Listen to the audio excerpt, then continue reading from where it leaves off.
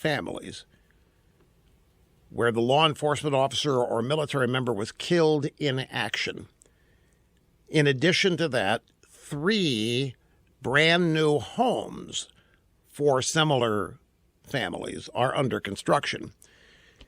I have not said a thing about the Stand Up for Betsy Ross effort since the shootings in El Paso and Dayton, for obvious reasons, and to give our fulfillment people a chance to get these out. Orders are continuing to come in, and we continue to take them. There are over 250, well, have been, we've closed a bunch of them down, 250 knockoffs or bootleggers, fraudulent T-shirt websites attempting to sell fake versions of the official Stand Up for Betsy Ross T-shirt. The Stand Up for Betsy Ross T-shirt happened after the soccer team decided to rip the country to shreds after winning the World Cup and criticizing Trump. And then after Betsy Ross was attacked as some kind of a racist pig and you couldn't wear the American flag, the original American flag, because of racism and the founding of the country. And people were just fed up. They're fed up with their country being hit like this. And there was no pushback. So Stand Up for Betsy Ross T-shirt was an opportunity to get involved in a pushback movement, to have a sign of it, a symbol of it, the Stand Up for Betsy Ross T-shirt, and also see some proceeds of the sale go over to the Tunnel for Towers Foundation. So I have other announcements about this, but we are on embargo. I cannot announce anything further other than to say the program is going to continue. There's no reason to stop it. The demand is, I haven't mentioned anything about it in a week, and we still have orders racing in. And there's only one place to get the authentic Stand Up for Betsy Ross T-shirt, and that is at rushlimbaugh.com. Once you go to the homepage at rushlimbaugh.com, find the tab for the EIB store. It says store, and you click on that, or if you're on an iPad, tap on that, and you will be taken to the entire EIB store, where there are many items, not just the Stand Up for Betsy Ross T-shirt. But we bought up every blank white T-shirt in this style and of this material that there was in the country to be able to fulfill the demand. And we had no idea. Our original target was 50,000. If we had moved 50,000 of these shirts and had the money from 50,000 sales go to Tunnel to Towers, we would have thought that it was a bang-up success. And we are, I'll tell you, very fortunate that we had a store system, stock and fulfillment system in place that could scale up instantly to handle this demand. This demand would have stifled many online stores that wouldn't have been able to handle this. They would have just the volume alone would have caused crashes and collapses. We were able to scale up and get all of these shirts out in a more than reasonable time, satisfying customers. We have customer service here that gets 5-star satisfaction ratings. You wouldn't believe, and you're dealing with 300,000 orders. You know how many people don't give you the right address? They're off by a number, or sometimes they leave off the street, but they don't think they've made a mistake, so they call you yelling at you for not sending the shirt. So you find, okay, well, what address did you give us? And we find out they gave a wrong address, and the delivery service says, sorry, we can't deliver. There's no such place. We work with every such customer to get it right, to make sure that every step necessary is taken to make sure everybody who ordered 1 or 10 of these things gets them. So that's the update on the Stand Up for Betsy Ross T-shirt project. We're coming back. Don't go away. Gunderson Funeral Home and Cremation Services. Oh, why not just cremate me when I'm gone? Sounds simple, doesn't it? However, there are many options to consider when cremation is chosen. From simple to detailed, we at Gunderson Funeral Home and Cremation Services can help you create a unique commemoration. Gunderson Funeral Home and Cremation Services. Message and data rates may apply. Earning your degree from one of the top business schools in the country might sound impossible to fit into your workload. But what if there were a business degree that advanced your career skills and gave you access to world-renowned faculty, leaders, and mentors all on your schedule? One that opened doors to some of the most influential CEOs, tech companies, law firms, entrepreneurs, and thought leaders. And what if you could earn that degree in as little as 16 months, 100% online? Find out more. Text DRIVE to 79645. Start on the path to earning your MBA or Business Analytics Master's degree online from the W.P. Carey School of Business at Arizona State University today. Learn more about the graduate programs from the top-ranked W.P. Carey School of Business at Arizona State University, offered 100% online. Text DRIVE to 79645. That's DRIVE to 79645. This is your Energy Savings Minute. A house or basement exposed to standing water can damage your home's air conditioning and heat pump systems and place your family at risk. With that in mind, the Air Conditioning, Heating, and Refrigeration Institute recommends the following. Replace, don't repair, flood-damaged heating and cooling systems. However, you can turn misfortune into opportunity by considering new, energy-efficient models that will lower your future energy bills. And check with your local utility company for possible rebates. Ductwork should be inspected and any insulation that's been in contact with water be replaced, since it's impossible to safely decontaminate. Finally, all flood-damaged heating and cooling systems should be inspected and replaced by a qualified heating and cooling contractor. It's the wisest thing to do for the safety of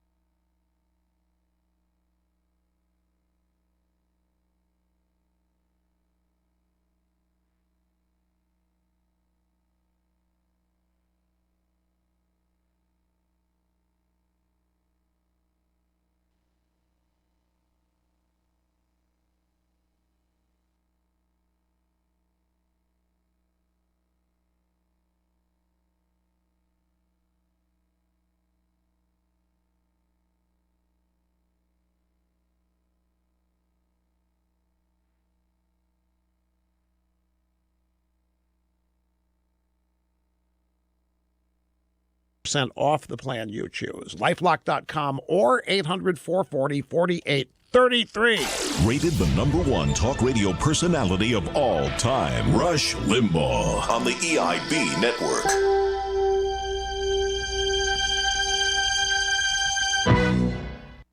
What democratic socialism is about is... Sorry, I just don't feel the burn. Socialized medicine price controls and cookie-cutter coverage would cripple what makes us love our Medicare drug coverage. And America leads the fight against Alzheimer's and cancer. New drugs are covered here years before other countries. But Congress is considering socialist policies like price controls, hurting innovation and access. Say no and protect free market negotiations. Learn more at freemarketmedicare.org. Paid for by Americans for Tax Reform. At Stifel, we believe investment advice is about more than helping you manage your wealth. Our investment advice is about you. It's about providing your kids with opportunities for a head start in life, feeling secure in your retirement, and realizing your dreams just may become a reality because you have a plan.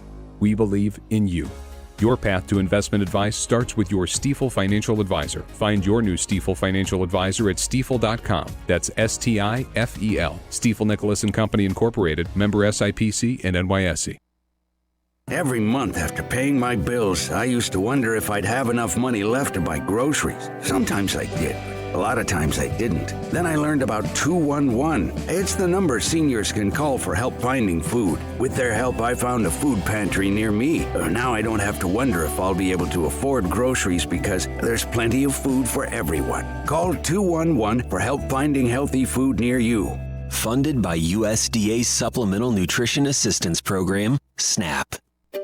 Finding great candidates to hire can be like, well, trying to find a needle in a haystack. Sure, you can post your job to some job board, but then all you can do is hope the right person comes along, which is why you should try ZipRecruiter for free. ZipRecruiter doesn't depend on candidates finding you. It finds them for you. Its powerful technology identifies people with the right experience and actively invites them to apply to your job. You get qualified candidates fast. So while other companies might deliver a lot of hay, ZipRecruiter finds you what you're looking for. The needle in the haystack. 4 out of 5 employers who post a job on ZipRecruiter get a quality candidate through the site within the first day. ZipRecruiter, the smartest way to hire. And right now, you can try ZipRecruiter for free. That's right, free. Just go to this exclusive web address, ZipRecruiter.com/free. That's ZipRecruiter.com/free. ZipRecruiter.com/free. Hi, I'm Michael Devine with AM 1400 KVFD. I want to thank you for listening all these years to one of the last local radio talk shows in the state of Iowa. That's right, this is one of the last local radio talk shows in the state of Iowa. Certainly the only talk show in a town this size in the state of Iowa. I plan to continue and have great and interesting guests talking about local issues at AM 1400 KVFD, the voice of Fort Dodge.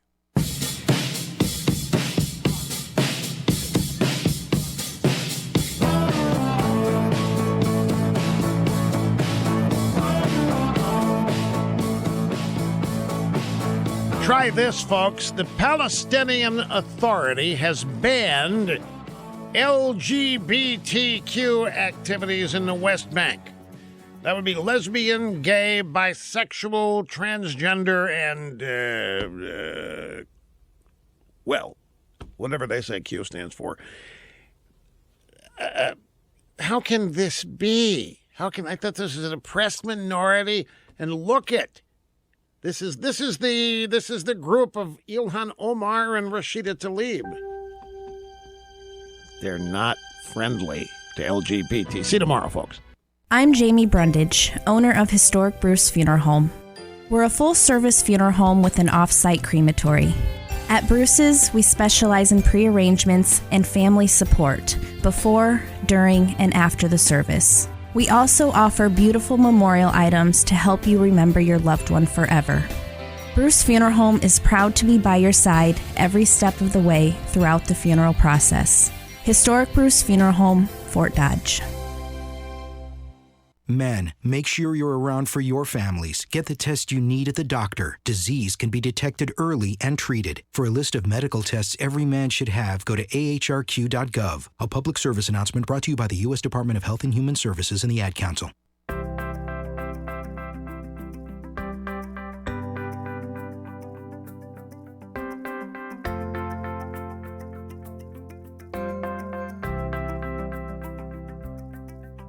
If you're a gearhead or not, you'll enjoy the Under the Hood Car Show every Saturday afternoon from 2 till 4 on the voice of Fort Dodge, AM 1400, KVFD, Fort Dodge.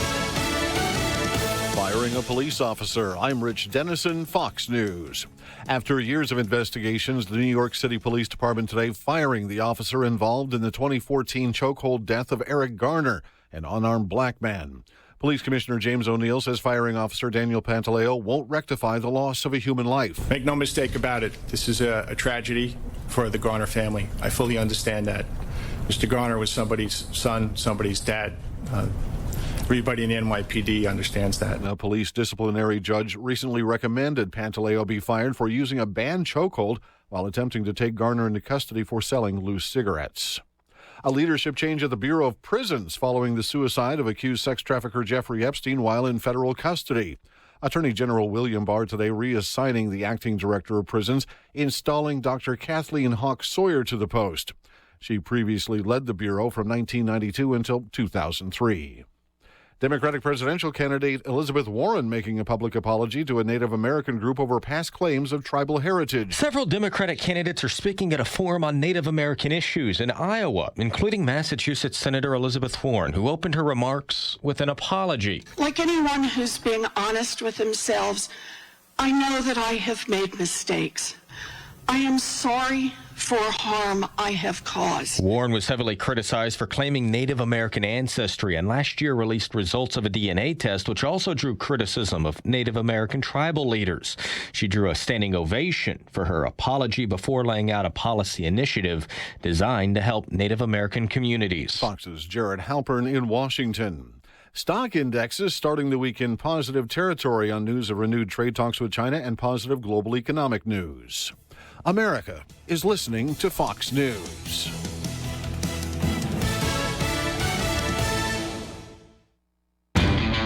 Lowe's helps pros like you put more toward your bottom line with everyday savings, and then some. Like $40 off your choice of a DeWalt 12-volt max drill or 12-volt max impact driver featuring DeWalt's all-new 12-volt battery platform, now just $99. And whether updating properties or building new homes, save $10 on a Harbor Breeze Centerville 42-inch ceiling fan with light kit, now $49.98. Whatever job you're taking on, do it right for less. Start with Lowe's. Offers valid through 8/25, U.S. only. You're a small business owner, and there's nothing small about what you do. That's why Dell Small Business Technology Advisors give you trusted advice, one-on-one partnership, and tailored tech solutions, like computers with Intel Core processors, servers, storage, networking, plus thousands of top-brand electronics, accessories, and software. No matter your technology needs, Dell is here to help your small business do big things. Call 877-BUY-DELL to speak with an advisor today. That's 877-BUY-DELL.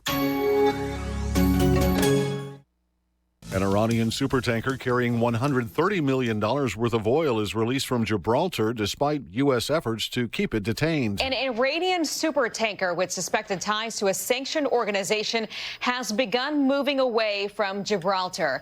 The vessel had been detained for over a month for allegedly trying to breach European Union sanctions on Syria. The U.S. unsealed a warrant Friday to seize the vessel a day after Gibraltar lifted the ship's detention, but authorities in Gibraltar rejected U.S. pressure. Fox's Aisha Hasni. Denmark's prime minister says President Trump's idea of buying Greenland from Denmark is an absurd discussion, reiterating the semi-autonomous Danish territory in the Arctic is not for sale. Prime Minister Mette Frederiksen says the Arctic, with resources that Russia and others could exploit for commercial gain, is becoming increasingly important to the entire world community. President Trump's expected to visit Denmark early next month as part of a trip to Europe. Commerce Secretary Wilbur Ross is joining President Trump in blaming Federal Reserve Chairman Jerome Powell for raising interest rates too quickly. We're very upset about the portion of the strength of the dollar that's due to monetary policy by the Fed. We think that it's ridiculous. Our interest rates are high relative to many other countries. The president today tweeting the Fed should cut its benchmark rate by a full percentage point. Prosecutors say a Texas man who told police he drowned his girlfriend's 3-year-old nephew because she was pregnant and they needed room in the home has been sentenced to life in prison without parole. Bobby Woods Jr. was convicted of capital murder for the 2015 death. His girlfriend pleaded guilty to conspiracy to commit murder in exchange for a 20-year prison term. I'm Rich Dennison, and this is Fox News.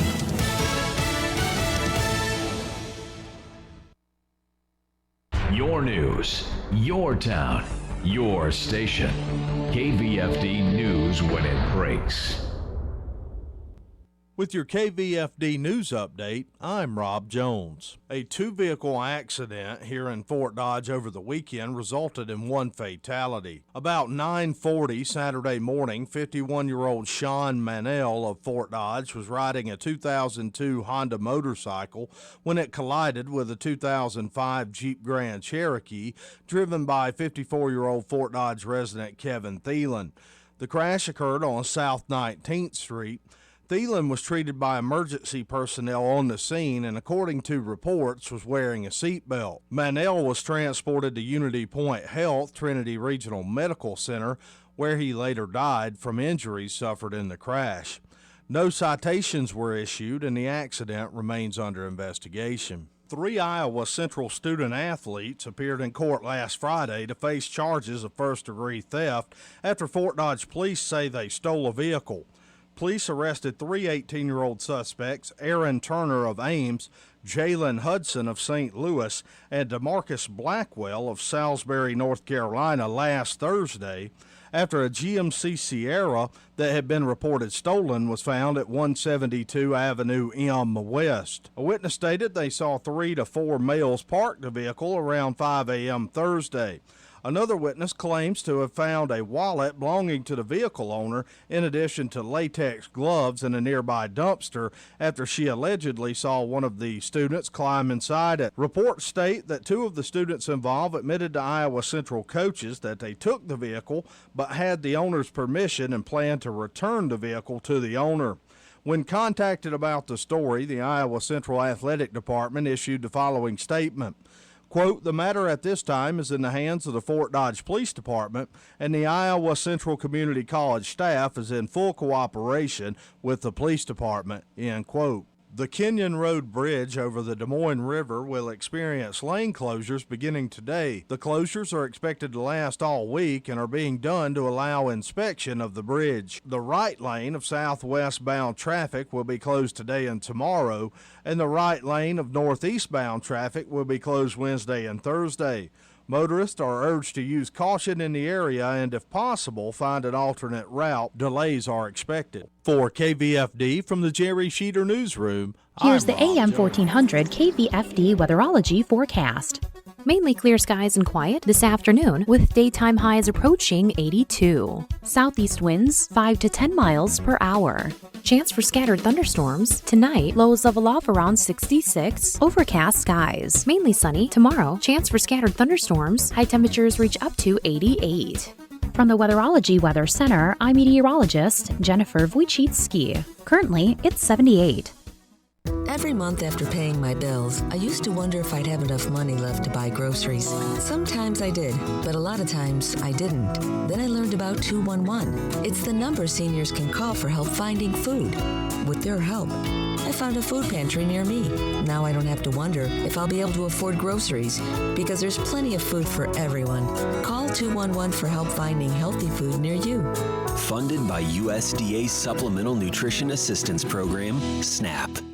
Save big money in all of your projects now at Menards. Dakota Pre-Finished Storage Solutions make it easy to create your own custom storage space. Effortlessly organize your home with 15 1/4 inch deep, 8-foot long bullnose shelving. Available in white or oak finish. Right now they're only $11.99 each after rebate. Save big money on these and other Dakota Pre-Finished shelving at Menards. Now through Saturday, August 24th.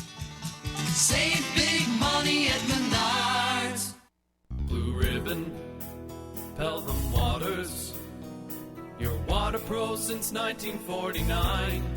Who would have thought there'd be entire aisles devoted to bottled water, and that people would buy more water than pop? I'm Brian with Blue Ribbon Pelham Waters here in Fort Dodge. Spring water, drinking water, mineral water. There's so many choices, and we're proud to offer you them all. From our own refreshingly pure drinking water to ultra-pure Mountain Valley spring water, Blue Ribbon Pelham's is your complete water store. Michael Devine, the mayor of Manville. It's a fancy title for a part-time job. Michael Devine at AM 1400 KVFD. That's right, Michael Devine at AM 1400 KVFD, the voice of Fort Dodge. What a beautiful day it is again today. I think I like it. I don't know what the weather's going to be like in 2 months. I hate to speculate, but I'll just enjoy today. That's all we're going to do. We're also going to tell the truth, make it matter, and never be boring. And assisting me once again today is Pastor Austin Hill of the First Presbyterian Church. How are you, Pastor? I'm doing great. I'm loving this weather, too. All right. It's perfect. I couldn't help but notice you're wearing sandals, and you have a website you go to or something called Pastors and Sandals? Preachers and Sneakers. Preachers and Sneakers. Yeah. Excellent. Excellent. It's pretty fascinating. So it's is that some kind of preacher humor or something? Well, yeah. So it's an Instagram site. So it's only been out for about maybe 5 months, if that. And it's a guy who was into tennis shoes and loves custom tennis shoes and kind of follows that. And he started noticing that a lot of these mega church pastors were wearing really cool shoes. So he decided to look these shoes up and see, where he could get them, see if he could order them online. And what he found was that a lot of these pastors were wearing $1,000 tennis shoes or $1,200 shoes. Well, there's big money in God. Apparently so. And so all he started doing was connecting these pictures of these pastors that they were posting on their own social media pages. Right. So like Erwin McManus saying, here I am preaching at some conference to 10,000 people. And then he would zoom in on the sneakers that he was wearing. And then he would look up on a Google, like do a Google search for how much it costs to buy those. And he'd put those side by side. No commentary, just post those pictures on his account. So there would be a picture of this pastor, and then there would be a picture of $1,200 tennis shoes next to him, and his account has blown up. He's gotten hundreds of thousands of followers, and people are debating all sides. There's nothing wrong with this at all. To this is morally disgusting, and how can preachers be wearing so expensive of tennis shoes? And it's become quite the talking point on the internet. Preachers and sneakers. On Instagram. Yeah, on Instagram. Okay, folks, check that out because I'm going to. That's for sure. I want to talk with you today. We have a couple of things to talk about, but certainly I want to talk with you about lying. Sure. In regard to our leaders, our political figures. And there's no shortage of lies with any president. There are always liberals on television, and they're wringing their hands. They're near tears or rage or indignation. Liberals are very difficult to look at anymore. They're so full of rage and craziness. It's just the Democratic Party debates are just a mess. But oh my God, Trump's a liar. Well, yeah. Okay, we've got that established. We got it established. I mean, is there a debate? No. But the fact of the matter is, all our presidents have lied. Obama lied. Oh, you can keep your own doctor. Well, it turned out you couldn't. And he knew it all along, but he sold it that way anyway. George W. Bush, of course, there's nuclear weapons in Iraq. Well, there were no. We didn't really find anything. We didn't really find anything there after we went in and wrecked the country and killed a bunch of people. And then there was, of course, old Billy Boy Clinton. I did not have sex with that woman. And I just shut up. What a legacy, right? What a legacy is right. And then we have these people running around. Oh, how can you people support Trump? He's such a liar. My God. There's been lying going on. I mean, Richard Nixon, are you serious? Lyndon Johnson, on and on and on. I think even Jimmy Carter, one of our most Christian presidents, was guilty of lying on a couple of occasions. And Ronald Reagan probably was as well, but I don't know if President Reagan really knew it when he was actually lying, but he was an older man. He was older than me when he was elected president, for God's sake. Well, so I wonder then, isn't that a commandment? Isn't that breaking a commandment? The 9th commandment is thou shalt not bear false witness, according to Exodus 20. Right. And I wonder, is that just part of being a political leader? I mean, is that inherent with the job? Is that there's lying that has to happen, or have we just completely lost any moral compass? Well, I think every one of the people I just mentioned, every one of the men, the presidents I just mentioned, has described themselves as a Christian man. Yeah. Every single one. Mm-hmm. But they're liars. Every one of them are liars. Yeah. And it's not just presidents; it's senators. I mean, governors. I mean, you can look at many public offices and you can see that. And there's a part of me that wonders, the more power we have, are we just more likely to abuse it? And we feel because of our human nature, we want to defend the power that we have, and we're convinced that what we're doing is good. So we need to do whatever we can in order to stay in power, because if we are in power, we are advancing what we think are good causes, and so do what it takes to stay in power. That's what Bill Clinton's followers actually thought, that they were at another moment. I mean, we'd have 12 years of Republican rule, and we had to get a Democrat like Clinton in there. So anything was allowed, lies, anything. And that's where we're at right now, as a matter of fact. Mm-hmm. Oh, the moral imperative of removing Trump from office at this moment. We must at this moment. That's some sort of code with people now, that at this moment. So we must do anything. And lying is all right, by the way. Screaming, intimidating people, violence in the streets. It's all either justified or, well, if Trump wasn't president, it wouldn't happen in the first place. Well, we kind of see it going both ways, right? I mean, even during the primaries for the 2016 election, and people were looking at Trump and saying, well, he might not be the most morally sound person, but if he's strong and if he can advance the agendas that we think our country needs, then I'm willing to overlook those, moral ambiguities or something like that. All the Stormy Daniels stuff, that was out even before he was elected. Oh, yeah. Well, don't forget who he was running against, Hillary Clinton, who was always dodging and weaving and lying, frankly. I mean, Trump was lying, but Hillary was a sneak. Mm-hmm. That's where, there really was like picking the lesser of two evils. Jimmy Carter used to say, I'll never lie to you. I'll never lie to you. He said that right up to the very end. I'll never lie to you. And I got to tell you, this hurts getting voted out of office after one term. Oh, man. So then if we are voting, are we complicit in a system that promotes lying? Yes, absolutely. Every liberal who runs around justifying lies or violence is complicit in an act of ugliness and sin.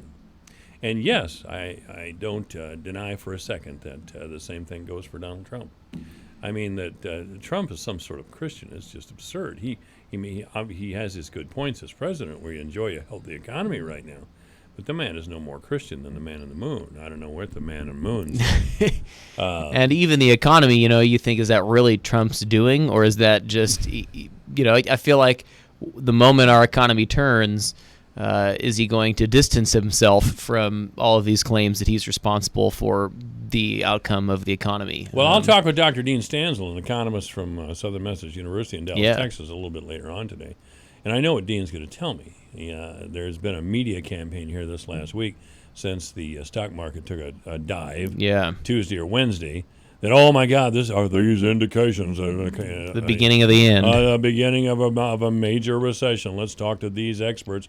And then when they flash some expert on television, oh yeah, these are indications there's a major dive in the economy coming, a major recession coming, on and on and on. Mm-hmm. And of course, that sort of thing just drives Trump crazy, and he starts saying all kinds of weird stuff. Exactly. Well, and I would say it's not just in the political sphere. We see this, unfortunately, in the church too. Going back to that whole preachers and sneakers thing, there are people who have had incredible power in the church as church leaders, and they have abused that power. Not to pick on the Catholics, but we all know the cautionary tale of the lies within the Catholic Church covering up all the sexual scandals. The sad thing is the Catholic Church cannot be trusted. The Catholic Church can't be trusted right now. And I would say non-denominational and evangelical churches have had a similar track record in the last 30 years. Oh. Bill Hybels, the father of the modern megachurch out at Willow Creek.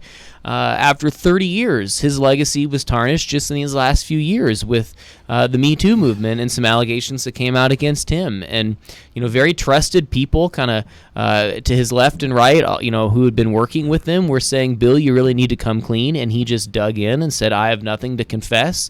to the point that the entire elder board resigned of that church. And then the lead pastors who would come in after him, who had just become pastors within the last probably 5 years, they resigned as well because they said, we did not take a hard enough stance and force Bill Hybels to really come clean on these things. So the entire leadership of this flagship megachurch, they all resigned because the truth hadn't been able to come to light. Well, at least they had the integrity and the faith to do that. Yeah. Frankly. Yeah. I mean, there's always the televangelist Oral Roberts. For God's sake, there was a time. There was a time that he was selling towels on television. Also, he said that there was a tingling in his hand, and he put his hand on these towels, and there was a tingling from the Lord. And if you want this towel, it's $12. He sold all kinds of those towels. Oh, I'm sure. Or what else? He needed so much money, I don't know, several $1 million, or the Lord was going to call him home. So, yeah, he was on television saying these things. Yeah. And people sent money, so the Lord apparently is a hitman taking contracts. Yeah. I'm mad at Oral Roberts, so unless you people send Oral money, I'm going to, shoot him in the head or something. What kind of craziness is that? That is unbelievable. Isn't it? I mean, the man died a wealthy man. Yeah. And he was just always saying weird things like that. Jimmy Swaggart, I don't even want to get into it. Yeah. And so one of the things I really like about being a Presbyterian is... They're kind of middle-of-the-road mellow people, yeah. They're not all crazy all the time. Well, and there really is this belief of the depravity of humankind. And I know that's depressing to say, but what I love... No, I mean, why wouldn't that be something we talked about, since that's what Christianity's about? Really, at its essence, we need salvation. Yeah, and we also need accountability, and that's why we have a board of elders. Lutheran churches have councils as well, and I think there really is something to be said about shared authority, that the authority doesn't all rest in one person, and to have more of a sense of ownership in the ministry of the church, to have that open accountability where, like, our church's financials are available to the entire congregation, they're reviewed each year in a congregational meeting. Our elders have access to them every month, and those kinds of things. While it slows the process down, and sometimes it's frustrating because I want to say, well, why can't I just go ahead and make a decision? Why can't I just move us forward without having to get a whole committee of people involved to make a decision? But the upshot of that is we're above board on all of these things, and I can move forward confidently because I know that there are other people walking alongside me to keep me in check. The last 25 years have been hard on my poor Catholic mother, I'll tell you. I mean, all the child rape and child abuse and homosexuality that's come to light in the church, Theodore McCarrick. I mean, she goes off to Mass every Sunday, but she just gets such a terribly, terribly sad look on her face when the discussion comes up, and I feel sorry for her. I feel bad about it, but that's on the church. Mm-hmm. That is on the church, and people her age especially, she's well into her 80s, people her age especially are shattered by these sorts of things. And I'm sure it's the same in other denominations. Certainly. When we have these outlaw ministers who tell us one thing, and then they're... Who was that character a number of years ago who Billy Saul Estes or whatever his name was, he was a young couple in his church were going to get married, and they wanted each other to know each other better. So the young man revealed to his bride-to-be that he had had sex with the minister, and the bride-to-be was very startled to hear that. He was equally startled when she confessed that she had as well. So when this came to light, he initially, I think it was Billy Saul somebody or another. Wow. When he initially denied it, but then he admitted it, and he blamed it on genes and chromosomes. Chromosomes will make you do that. No! You're morally bankrupt. That's what... God. Well, and I think what I want to come back to is the proclivity that we all have to want to get away with things, to want to spin truth and reality in our own favor, and I want us all to kind of squirm with that and recognize our own potential for selfishness and dishonesty, and I think The minute we start to think we're the good guy and the other people are the bad guys, I think that's when we're in trouble, because then we start justifying what we do because, well, I'm the good guy and what I'm doing is so important that it needs to be advanced no matter what the cost. And then you become to think of yourself as invincible. And, you know, a little compromise here, a compromise there. And yeah, that's not ideal, but what we're doing is really important, so we need to keep moving forward. And next thing you know, you find yourself in a place where you've been morally compromised for 20 years and no one had the courage to stand up to you and resist it. By the way, Billy Saul Estes was not a preacher. He was a friend of Lyndon Johnson's who turned out to be kind of a shady business guy. He was not a preacher. So I wanted to correct that right off the bat. But that was a scandal from long, long ago. I'll find this preacher's name somewhere. Sure. Well, you know, there's another interesting component of this, that in the 21st century, we have an opportunity now where we can fact check in ways that we couldn't before. You know, if you go back 50 years ago and you're at a bar with a friend having some conversation about life or philosophy or, you know, anything in the world, you had to trust the person you were speaking with. You would make some kind of argument one way or the other, and you kind of had to take that person's word for it. Maybe you could go home and do some research at your local library or talk with other experts you knew. But outside of that, you really had to take people at their word. Whereas today, you can immediately find out if someone is full of it or not. Well, I hope so. Yeah. I hope that's the case. Well, and then I think because of that, there is an extreme distrust of most institutions. Like we were talking about earlier, if every politician is lying at some point, well, then is the whole project just pointless? You know, why bother voting? Why bother participating in politics? If everyone's just going to lie to advance their agenda, then who has any need for any of that? Sure. And I think there, especially among people my age and younger, there is a real distrust of any kind of any kind of establishment at all, or any kind of institution. And I think that will actually be damaging for us moving forward, because we do need institutions and organizations to mobilize large groups of people and to make significant decisions. The guy I was thinking of was the Reverend Billy James Hargis, who was another Southern preacher down in Tulsa, Oklahoma. And the reason I remember him is because Don Imus, who was a popular radio guy for many years, before he blew up in a puff of smoke over a racist scandal.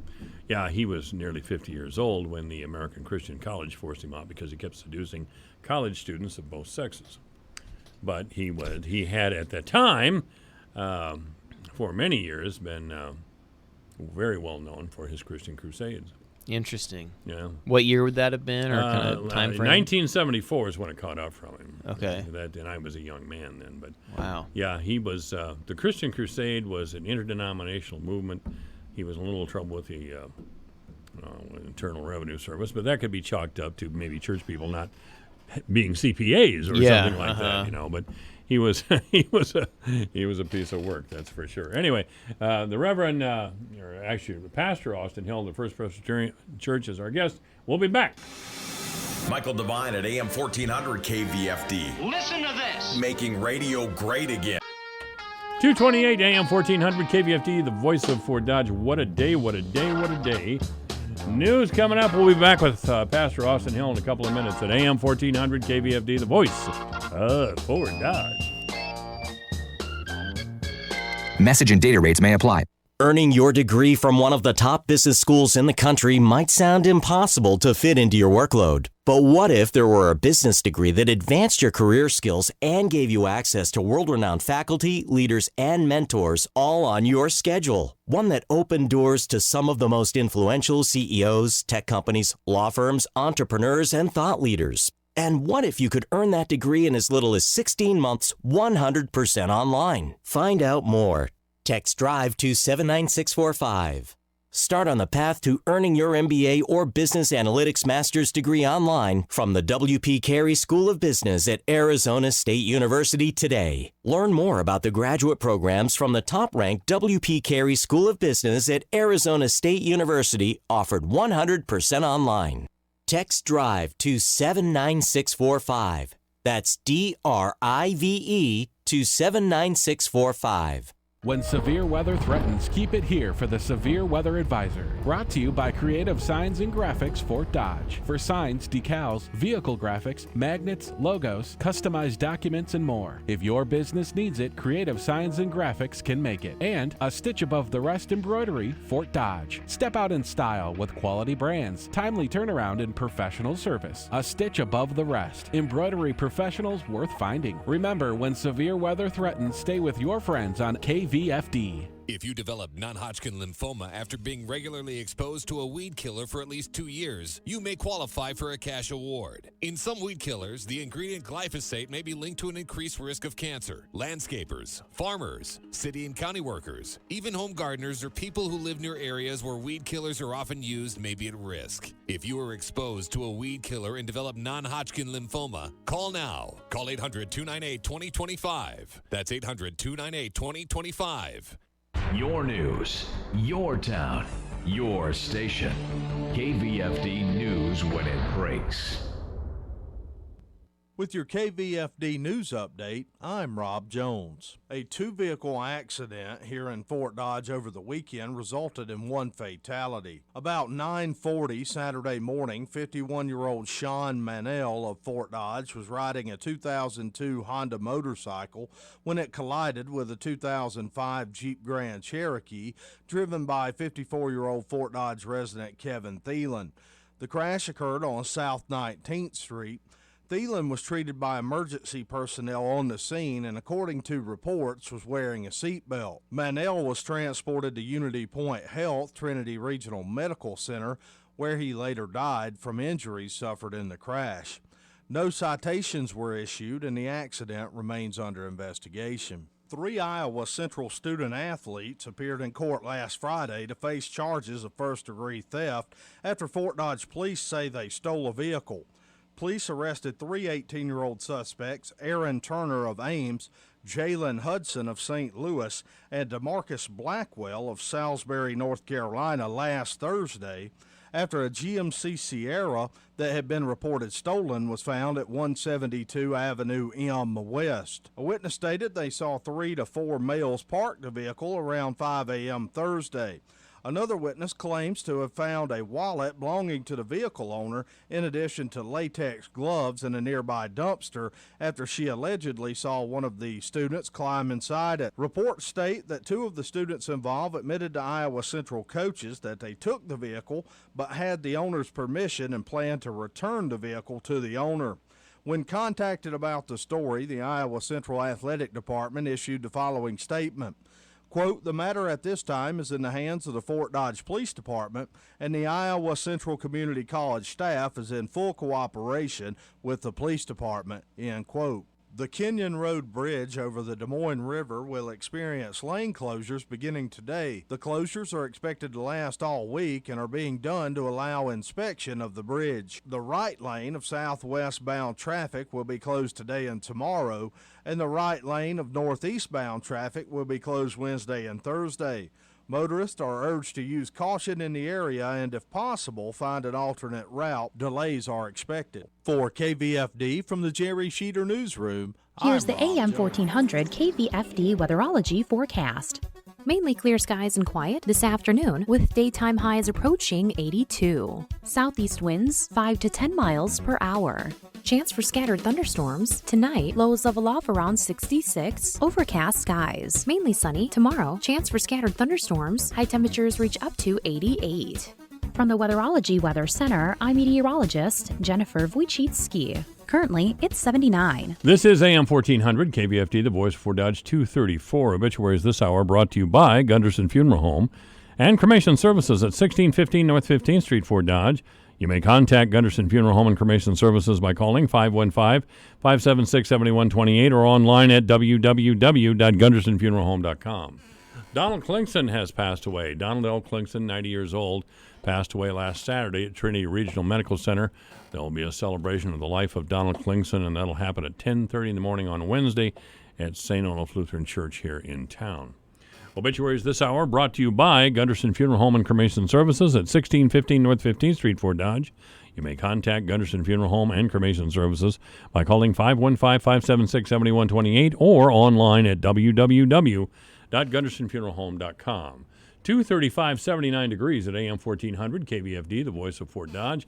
We'll be back with Pastor Austin Hill in just a few minutes. Right now, with the closing market report, here's Dwayne Murley. Here's a look at how the markets closed today. September corn down 6 cents at $3.65. December down 6 1/4 to $3.74 1/2. March down 5 3/4 at $3.87. May down 5 3/4 at $3.94 1/4. September soybeans down 13 1/4 cents at $8.54. November down 13 1/4 at $8.66 1/2. January down 13 cents at $8.80 1/2. March down 12 3/4 at $8.93 3/4. September wheat down 5 1/4 at $4.65 1/2. Soybean meal down $2.90 a ton at $2.92. August live cattle up 27 cents at $100.20. October up 17 at $98.22. August feeder cattle up 110 at $135.67. September up 45 at $132.82. October lean hogs closed up 202 at $64.02, and December up 207 to close to $62.85. I'm Dwayne Murley. Take control of your tarp and upgrade your manual tarp system to electric with a Rolltech electric tarp conversion by AgriCover Inc. Save time and increase productivity by tarping on the go. This system operates with the convenient push of a button, keeping your driver inside the cab and out of dust, rain, and harm's way. Upgrade your existing tarp to electric today to stay protected, clean, and on schedule. For more information or to find a dealer near you, call 1-800-233-4655 or visit rolltechelectric.com. Thrifty White Community Health Corner. At Thrifty White Pharmacy, our Ready Refill program fits your busy lifestyle. Your prescriptions are automatically filled ahead of time and ready when you are. Once your maintenance medications are enrolled, there's no need to worry about running out. We offer free mail-out service, so your prescriptions can be automatically sent to your home. Stop into your local Thrifty White Pharmacy and enroll today. It's easy, convenient, and free. The General Store sells quality used clothing and household goods. Proceeds from their sales go for people supported by the nonprofit organization One Vision. One Vision provides services to nearly 600 people with special needs in 30 Iowa communities. One Vision finds them affordable, safe housing in their communities, including Clear Lake, Mason City, Garner, Forest City, Osage, Eagle Grove, Webster City, Humboldt, and Fort Dodge. Every purchase you make at the General Store helps the people served by One Vision. Shop the General Store, Fort Dodge. Michael Devine, the mayor of Manville. It's a fancy title for a part-time job. Michael Devine at AM 1400 KVFD. All right, this is AM 1400 KVFD, the voice of Fort Dodge. I really couldn't resist. I have to use bumper music from Ozzy Osbourne to introduce a Presbyterian minister. It's kind of something, I don't know. I just had to do it for some. The contradiction was just too deep for me there. I'm not sure how much of a contradiction there is. I just admitted to having played Grand Theft Auto 5 in my sermon on Sunday. Oh, you did? From the pulpit, huh? From the pulpit. Well, I'm sure that rang a bell with some folks, but I have no idea what you're talking about. I know it's a video game, and that's it. So were you the criminal running around shooting up the place? Yeah, you do all the. So what do you have, Xbox or PlayStation 12, or what do you have? Yeah, I've got all of them, and I was just talking about the fruit of the spirit, gentleness, and talking about how violent we are as a society, because Grand Theft Auto, this game all about committing crimes, it's the highest grossing piece of entertainment media in all of history. It has grossed $6 billion since it was released in 2013. Wow. I guess I've got to give it a try before I leave the earth, get an Xbox or something. What do you have? I've got all of them, really. I've got a PlayStation 4, a Nintendo Switch. I don't have the newest Xbox. I've got one generation back, but the Xbox 360. A new one comes out every 6 months, doesn't it? Well, every probably 4 years. I know, yeah. Really every 4 years? Well, there are kind of incremental upgrades, maybe faster than that. But yeah, the next round will be 2020. So next year there'll be probably a PlayStation 5 and then some new version of the Xbox as well. I know people in their 50s and 60s that do that stuff. I don't get it myself. My son, who's 37, and got himself a giant television screen in his basement, which is partially finished.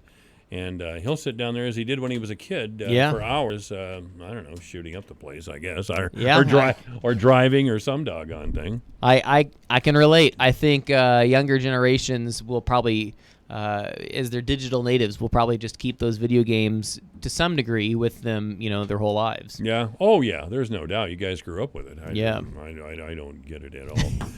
I think how old was he? 6, 7, 8 years old. His fondest desire was to have a Nintendo, and I gave him some goal to achieve. And he achieved it. I went right out and got him a Nintendo, and he was the happiest kid I've ever seen. I will never forget the day we got a Nintendo, and I remember my dad ran into my bedroom and woke me up early and said, "Hurry, you've got to come and see. Your brothers are flying in an F-14. And I thought, oh, my goodness, I got to see this. And I ran outside, and they were playing Top Gun on the Nintendo, and we were mesmerized. It was incredible. It blew us away. I think it was 1987, something like that. It was probably in there somewhere. I don't know. We talked about lying in the last segment, and there's lying particularly by our leaders. We never really talked much about the corrosive effect of lying. Sure. And I think a deep, deep cynicism, I think, is... Yeah. And maybe I'm projecting my own deep cynicism onto the situation in general. But I look at ministers sometimes, or priests, or political figures, or business people, and it just occurs to me, you're lying, pal. You're just lying. Or you're spinning. Yeah. I think you're not alone in that. I think... Well, I've got to be honest. In the last presidential election, I was so demoralized when I thought, really, of all the people in our country, these are the two best that we have to vote for, and I know I was not alone in that either, and just kind of feeling trapped. Almost powerless in this situation. You don't want to become complicit and vote for a candidate that you don't feel confident in or believe in at all, but you also don't want to sit by and let other people decide the fate of the leadership of our country for you. And, absolutely. And what do you do in that situation? And that's just one instance, but I even come across this in teaching students in confirmation classes, and just thinking about, the starting point that I often go to when I'm trying to kind of explain our Christian faith to kids who've grown up in our church is, God is telling this story through humanity, and one of the primary ways we learn that story is through Scripture. But more and more, young people, they don't hold those same assumptions that there's any kind of authoritative truth in Scripture. Sure, it might be good for you, and if it's good for you, then go ahead and believe it. But that doesn't necessarily mean it's good for everyone, or good for me, or and it's almost like speaking a different language. Sure. Across those generational lines. And I think more and more, when you can fact check things, we don't tend to trust people. Now, it would be one thing if we were continually fact-checking, but I think often we just assume that what you're saying isn't true, but then we don't take the next step to actually discover what the truth is. People will say, oh, I don't trust the media. Media, well, on the right, you've got Fox News, and on the left, you've got the New York Times and, NPR and, kind of stuff like that. And they all have their own slants, so I just don't really pay attention, and I don't really listen to the news. That sounds like a total cop-out. Yeah, it really does. But yet at the same time, I understand that people, hear that kind of bias, and they say, well, I don't want to go one way or the other. And I don't know if people have the energy to really fact-check every claim they hear on the morning news. You'd like to just be able to kind of listen to things and feel like you're kind of getting the essence of the story of things that are going on. So I think there really is a crisis of lack of trust in what's true, and a lot of that comes from our political leaders and the people who are the most visible, the people who are being heard the most, not always saying the truth or saying truth as they see it, and people just get fatigued from trying to sift through that. So what do we do as Christians about it? If we're going to be Christian leaders in our society, what do we do? I think... sit around and scold people? It hasn't worked. Well, I think we can lead the way by trying to be as honest as possible ourselves, even if that makes us look bad. Now, the hard part about that is you're a less compelling leader if you look bad, right? People, they want someone who they can really believe in, and they want someone who, they can put all their trust into. But I think it's got to start with, embarrassing ourselves sometimes, being willing to admit that we're wrong, being willing to say when we don't know what the answer is, but let's discover it together. That's something I try to do. Is I try to go first in terms of getting conversations that are started that might make me look bad, and I try to even do that from the pulpit. I've mentioned before some of my own struggles with depression, or even with times where I've considered suicidal thoughts. And I recognize that, when you say that kind of thing, people say, "Oh my goodness, are you fit to be here talking to us today?" Well, we're talking about something else, though. That's talking a separate issue. Sure. That's an emotional problem or even a mental health problem. Yeah. That we do need to talk about. Yeah. But we're talking about lying and the effect of lying. Yeah. I mean, are you trying to make a link between your depression and lying? Well, I think the more we can be honest, even when we don't look good, I think the more that will help people actually trust us and be honest themselves. And I would love it if we could do that as leaders kind of at all levels. Mm-hmm. We find out all these damaging things. I forget, Ralph Northam, wasn't he the Virginia guy a couple months ago that was coming under fire for a blackface? That was him, the governor of Virginia. And by the way, he's still governor of Virginia. Yeah. Now, we've had this wave of all of these damning things that have come out in people's pasts, and I say good, let them come out. But also, I don't know if we need to strip people of their current responsibilities when all those things come out. I mean, can't we be honest? And can't he say, "You're right, I was in blackface, and that was horribly insensitive, and I did that. It was a different time back then, and of course I wouldn't be a proponent of anything like that today." I think this trying to hold people in their past by standards that we have today doesn't really help honesty, because then we just cover everything up. Because, if you remember in that story, at first he came out and apologized, and then when people were calling him to step down and crucifying him for that, then he backpedaled and said, "Well, that may have been me, or that may not have been me, and maybe I was the other guy in the picture and I don't really recall." What a load of crap. Of course that was him, right? Why can't he just own that, and we can say, "You shouldn't have done that. Let's move forward, and let's be honest about it." Yeah, really. I'm for that, but if we're such compulsive liars in the first place, it's hard to say that. I know, and I think... But I will tell you, in my own experience in life, the more honest I have been able to get with myself, the saner I have been. Yeah. I mean, lying all the time drives you nuts. Yeah. If you're so deluded that you believe your own lies, you have a difficult life. It's just the way it is. Yeah. And I think part of our struggle as a nation is we get kind of the more cosmopolitan and diverse we become as our society becomes increasingly globalized, the more we have competing narratives and different stories. Probably the one that comes to mind most easily is "Make America Great Again." And think about that. Where for some people, they look back to 50 years ago and they say that's a time when our nation truly was great. But then you have other groups of people in our country say, "What? You mean when there was segregation and women didn't have the same rights as they do today? Is that really what you mean by make America great again?" And so you have competing stories there. Is that the way you see it? I kind of see both, which I know is you a feel very cop-out. Strongly both ways. Yeah, that is kind of a cop.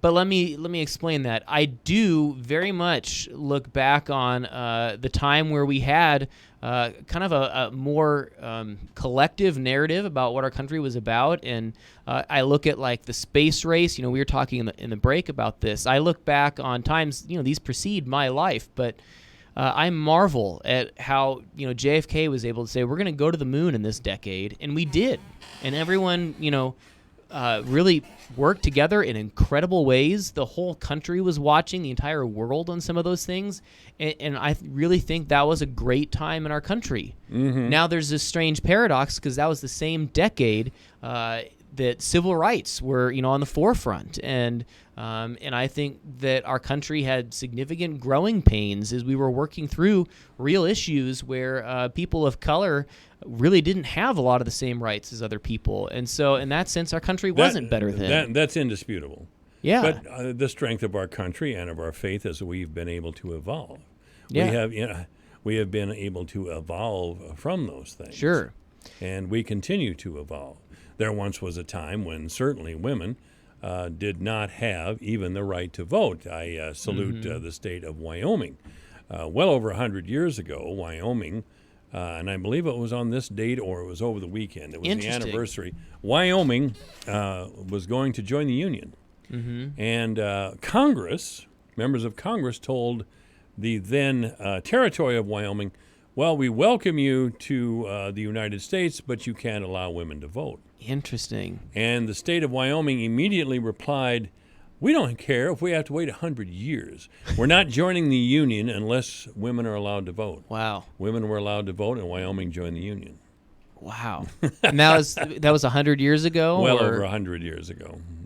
Wyoming really hasn't been a state that long, surprisingly enough. But that was a fact from history.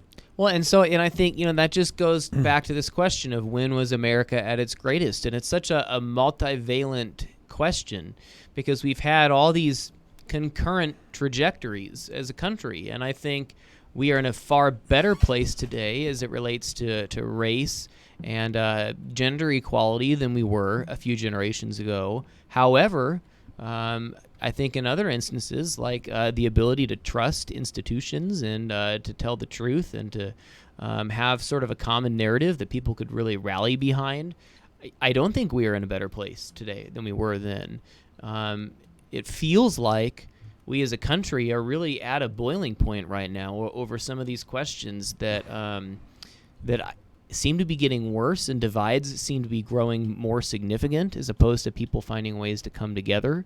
And as a Christian, I listen to a variety of different podcasts or read books from people kind of on both sides of the theological and political spectrum. And it's fascinating to me that I can hear people, compare Trump to Hitler and, talk about concentration camps and the border and all of that, and they can use their Christian faith to point to all of those things. While meanwhile, I can have other Christian friends who can say that Trump is, God's ordained leader for our time and is doing exactly what God would have our country do. And I mean, that is just a staggering rift between each of those sides of thought. Mm-hmm. I'm not as upset as others are about Trump. Mm-hmm. The country's strong enough to survive Trump. Mm-hmm. Because he's really, despite his gross behavior, he's really a Republican, period, end of story. Mm-hmm. Cutting taxes, unleashing business, free enterprise, that's basic Republican stuff. Now, the Republicans have been lying to working people for a long, long time, saying, well, we're on your side when it comes to social issues. Trickle-down economics, that kind of thing. But they really haven't been. When you came right to it, Ronald Reagan really never did much for Christian people or working people. He was in the thrall of those who believed that all we had to do was unleash business. As a matter of fact, Reagan used to talk about it. We need to find the best people in the country and let them run things. That's pretty much what he had to say. I am opposed to the de-Christianization of the United States of America. Mm-hmm. And I can usually lay that pretty convincingly at the feet of the cultural left and the Democratic Party. Yeah. I think moral relativism as a religion is the real threat to our country. And a failure of our country to have a core belief system, because we don't have a core belief system. Sure. Yeah, I mean, we don't really, it's not defined anymore. And I will say there's a silver lining in that. And I think in this time where Western society is secularizing, I think it's an opportunity for the church to get clearer on what it means to be a follower of Jesus. Yes, I think so. There's not the social pressure to be a Christian that there used to be.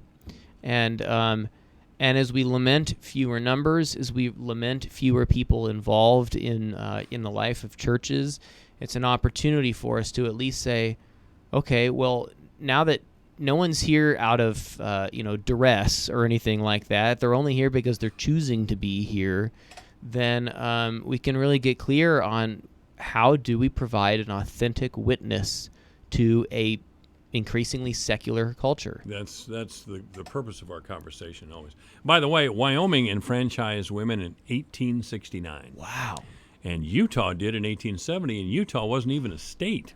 Wow. Now, to be fair, New Jersey had, as part of its constitution in 1776, allowed limited suffrage for women if they were property owners and paid taxes. Then they could vote. I see. Poor women, forget it. Yeah, we don't want their opinion. Even Kentucky recognized widows or female heads of household who paid property taxes and owned property that they could vote as well. But actually, Wyoming was the first to just say women can vote. Women, period, blank. Now, the 19th Amendment didn't come along until 1920. And that is the amendment that enfranchised women and gave them the power to vote. So a full Here's a fun 50 fact. years later. Here's a fun fact. Mississippi didn't ratify the 19th Amendment till 1984. Really? Some parts of the South are just not very progressive. They waited till 1984 to ratify the 19th Amendment. That's the year I was born. I know. I was married with children in 1984. Wow. That is pretty nuts. You know, to our ears and to our minds, that's just absurd. You know, how insane is that not to allow women to vote? And it's equally as absurd not to allow black people or Hispanic people to vote, who are citizens, of course. Well, it just goes to show still how rapidly some of these changes have had. I mean, 150 years ago, when we were in our Reconstruction era, maybe, in one sense it feels like a long time ago, but especially the older I get, that is still very recent. And in history, in the march of history, that's a drop in the bucket. Yeah, I mean, it is lightning fast change that our society has gone through in the last 150 years. The fact that I know people in our church who, when they were children, there would have been people living who were Civil War veterans. I mean, that's how recent this is. Yeah. That I can still talk to people who in their lifetime spoke to Civil War veterans. I mean, that is recent history. Oh, my father and his dad and his brother farmed with horses. That was their farm. And and it's just so thinking about the pace of that change, and going back to that earlier question about being a faithful witness in an increasingly secular world, I've been drawn for the last probably 5 to 7 years about the story of a missionary named Leslie Newbegin. There's a heck of a name for it. Yeah, Leslie Newbegin, and he was a British missionary, and he went to India. I want to say kind of around the 50s and 60s. And he spent 20, 30 years as a missionary in India. And he did what most missionaries would do, where he trained to be a foreign missionary, learned that culture, and thought very hard about how does the gospel of Jesus translate to this foreign culture, this culture that does not by default know and understand the story of Jesus. Well, when he came back to England, when he came back to Europe, probably in the late 70s or 80s, he found that the Christian Europe he left was no longer there when he returned. Really? And, in that time that he had been gone, from, say, 1955 to 1985, I'm not quite exact on those dates, but in that time, Europe secularized. And so he found that he had to ask some of those very same questions about being a missionary in Europe and in England that he did when he was in India. That he had to say, the West, you can no longer assume that Western culture is Christian culture. That's right. You cannot do that today, by the way. Yeah, and that was a very profound thing for him, and he's become, because of the things he wrote in response to that, he's sort of been known as the father of what we would call missional theology, this idea that we all are missionaries in our context. And that much in the same way that you think of being a cross-cultural missionary as you go to, Zimbabwe or something like that, we need to be cross-cultural missionaries even right here in our hometowns, because the prevailing culture no longer understands the Christian story like it once did. Oh, no. You could be a cross-cultural missionary right here in Fort Dodge. Yes, Not a correct. Problem. There are people who have no idea. I know young women who don't, and young men, college graduates, have no idea really what the Lord's Prayer is. They refer to it as that prayer. What is it? I said, the Lord's Prayer. They cannot repeat it. Yeah. And they come from professional families. They were just never taught. And I think so part of what is the struggle with this is that maybe for those of us who are old enough, we remember when America felt more like a Christian nation, but we need to remember that it is no longer a Christian nation, and that there are many implicit ideals that we tell ourselves as a country, and the story of our country, that are not Christian, even though they once were. Yeah. And so the church has to even speak out against some of those stories as well, and that is our task, is to be missionaries, even in our local context. I wonder what would happen if we went to the Democratic National Convention and started talking about this. We'd probably be thrown out of the building. All right, Pastor Austin Hill has been our guest. Thank you so much, sir. My pleasure. 3 o'clock in the afternoon. This is KVFD in Fort Dodge, Iowa. Hi, this is Leslie Segretti. And I'm Tom Kreitler, and you can hear The Money Pit every Saturday afternoon from 4 to 6 on the voice of Fort Dodge, AM 1400 KVFD, Fort Dodge. Fired over a chokehold. I'm Rich Dennison, Fox News.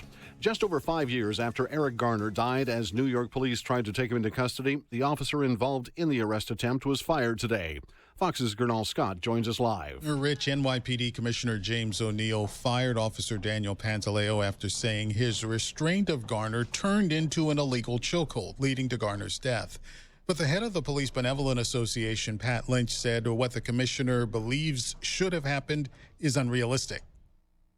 That 4 seconds you're going to reevaluate a moving situation is just absolutely not truthful and not true. Lynch calls for a no-confidence vote against O'Neill. Garner's family says they're happy with the firing, but 5 years later is 5 years too late. Rich. Gernal, a shakeup in leadership at the Bureau of Prisons following the suicide of accused sex trafficker Jeffrey Epstein while in federal custody. Attorney General William Barr reassigning the acting director of prisons, installing Dr. Kathleen Hawk Sawyer, who held the post previously from 1992 until 2003. Attorney General William Barr saying there were serious irregularities at the Metropolitan Correctional Center that allowed for Jeffrey Epstein to hang himself in a suicide, according to the autopsy report. Fox's Brian Yanis. Russian President Vladimir Putin says there's no threat from a deadly explosion at a secretive naval weapons testing range that has prompted international concern about radiation leaks. Several people were killed and injured in the August 8th incident, though the exact number is yet unclear. An upswing on Wall Street on news of renewed trade talks with China. The Dow gaining 249 points, the S&P 35 points higher, the NASDAQ closing with a 107-point gain. America is listening to Fox News. Hi, I'm Jay Farner, CEO of Quicken Loans, America's largest mortgage lender. I've got great news. Mortgage interest rates have dropped. So if you're thinking about buying a home, right now is the time to lock that low rate, even before you find the home of your dreams. With our exclusive Rate Shield approval, the low rate you lock today is protected for up to 90 days while you shop for your new home. With a Rate Shield approval, if rates go up, your low rate stays locked. But if rates go down, you get that new, even lower rate. Either way, you win. Talk to us today at 800-QUICKEN or go to rocketmortgage.com to take advantage. Here's another great reason to work with us. For a record 9 years in a row, J.D. Power has ranked Quicken Loans highest in the nation in customer satisfaction for primary mortgage origination. Again, to lock in today's low mortgage interest rate and get the security of our exclusive Rate Shield approval, call us today at 800-QUICKEN or go to rocketmortgage.com. For J.D. Power award information, visit jdpower.com. Rate Shield approval only valid on certain 30-year fixed-rate loans. Call for cost information and conditions. Equal housing lender. License in all 50 states. NMLS number 3030. Commerce Secretary Wilbur Ross is defending the Trump administration's use of tariffs, saying they're not affecting import prices. Thus far, there has not been any real basis for saying the tariffs have hurt the consumer. More tariffs on Chinese imports are expected to take effect next month. The move, critics say, affect Americans more than China, since those costs are paid by importers and pass along to U.S. buyers. A Georgia school board apologizing over ribbons distributed prior to a football scrimmage this month that showed the opposing school's mascot hanged by a noose. The Henry County Board of Education posting a Facebook statement saying the message was unintentional. The ribbons distributed by Locust Grove High School show the hanged McDonough High School's Warhawks struggling with a noose and the words "Hang the Warhawks" surrounding the image. Target is making changes in its grocery department. Target is launching a new in-house line of food and beverage products called Good and Gather. The new products will be in stores beginning mid-September. The new line will include everything from produce to ready-made pastas and meats to granola bars and sparkling water. Good and Gather will phase out Target's existing brands, Archer Farms and Simply Balanced. However, Target will not take away popular products until there's an even better solution under its Good and Gather brand. Ginny Cosola, Fox News. A basketball jersey believed to have been worn by former President Obama while he was at Honolulu's prep school has sold at auction for $120,000. Heritage Auction says the jersey sold Saturday night in Dallas to a collector of American and sports artifacts who didn't want to be identified. The seller says he attended the school a few years after the former president and says that jersey was destined for the garbage before he pulled it out. I'm Rich Dennison, and this is Fox News.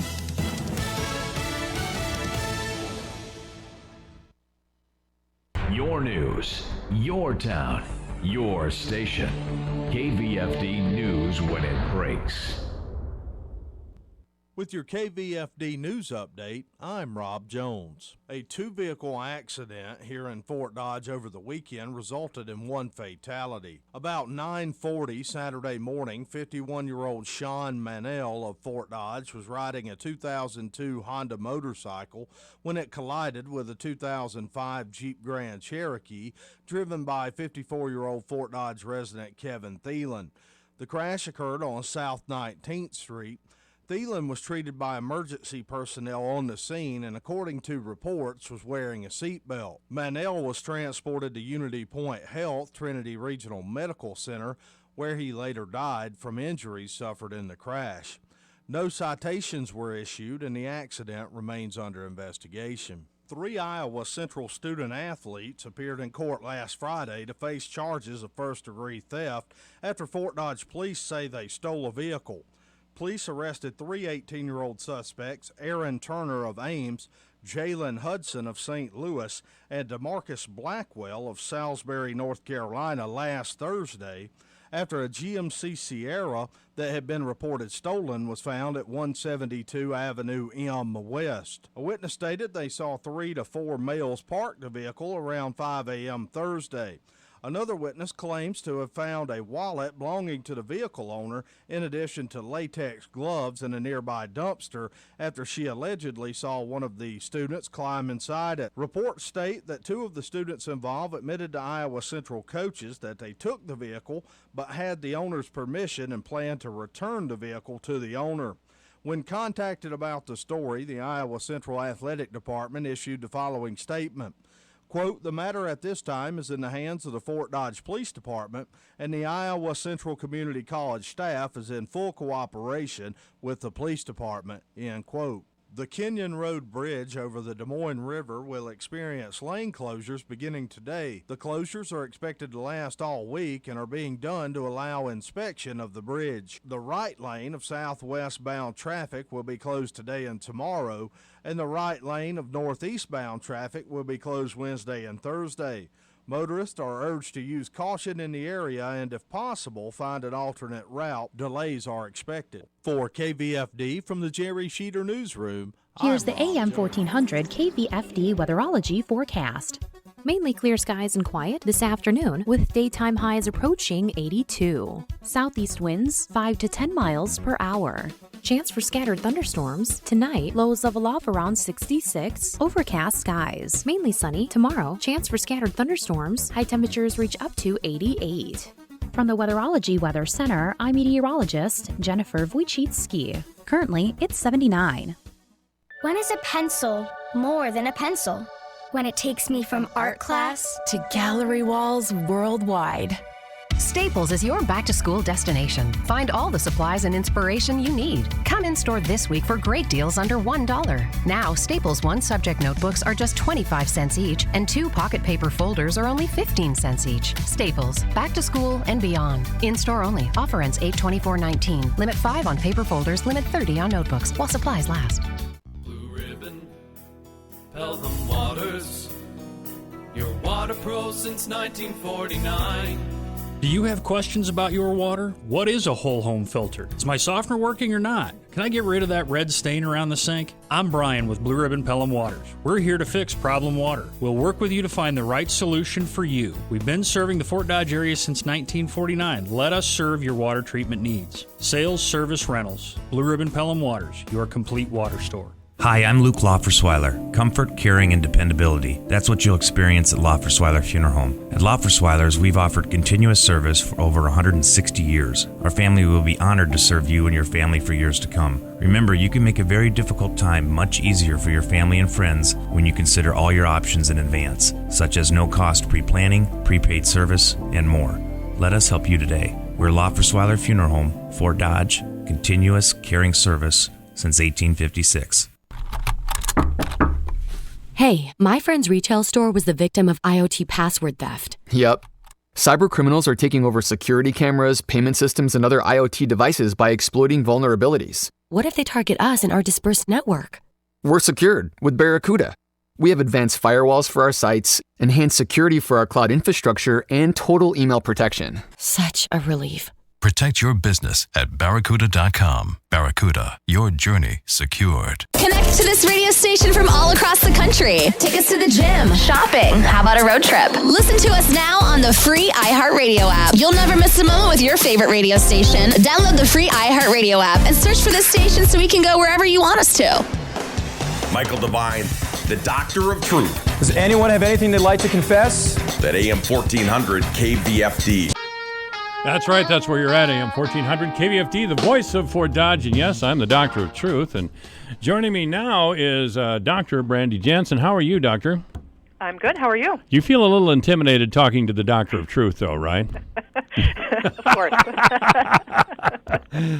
Some of you remember a few years ago, we had people from the College of Public Health at the University of Iowa on regularly, and Dr. Jansen is with the College of Public Health at the University of Iowa. She is with the Occupational and Environmental Health Department, and I'm glad to welcome Dr. Jansen to our program for the very first time. So the question that we all want to know is, how are the Hawkeyes going to do this year, and why is Kirk Ferentz make so much money? Well, we all want to know the answer to that. No, Dr. Jansen, seriously, just last week, a popular and well-known farmer from Humboldt County, just north of us here. I knew him from being in the radio business. Sweet guy, real sharp guy, very active in the Soybean Association. Was out somewhere on one of his properties, and he climbed up on a grain bin, and apparently fell inside and was killed. He didn't get lost in the grain or anything like that. I believe he fell to his death. But 62 years old, great loss for our area.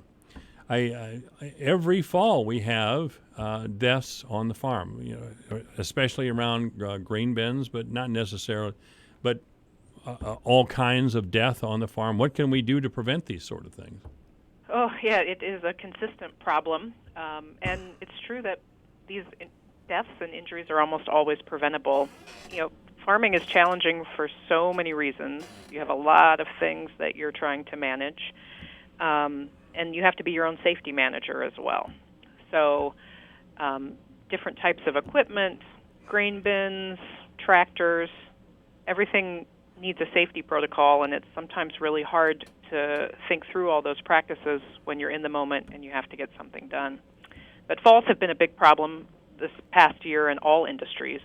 Deaths from falls from height are up across the board, which is really unsettling because they are very preventable, and it's very tragic to lose somebody from something like that.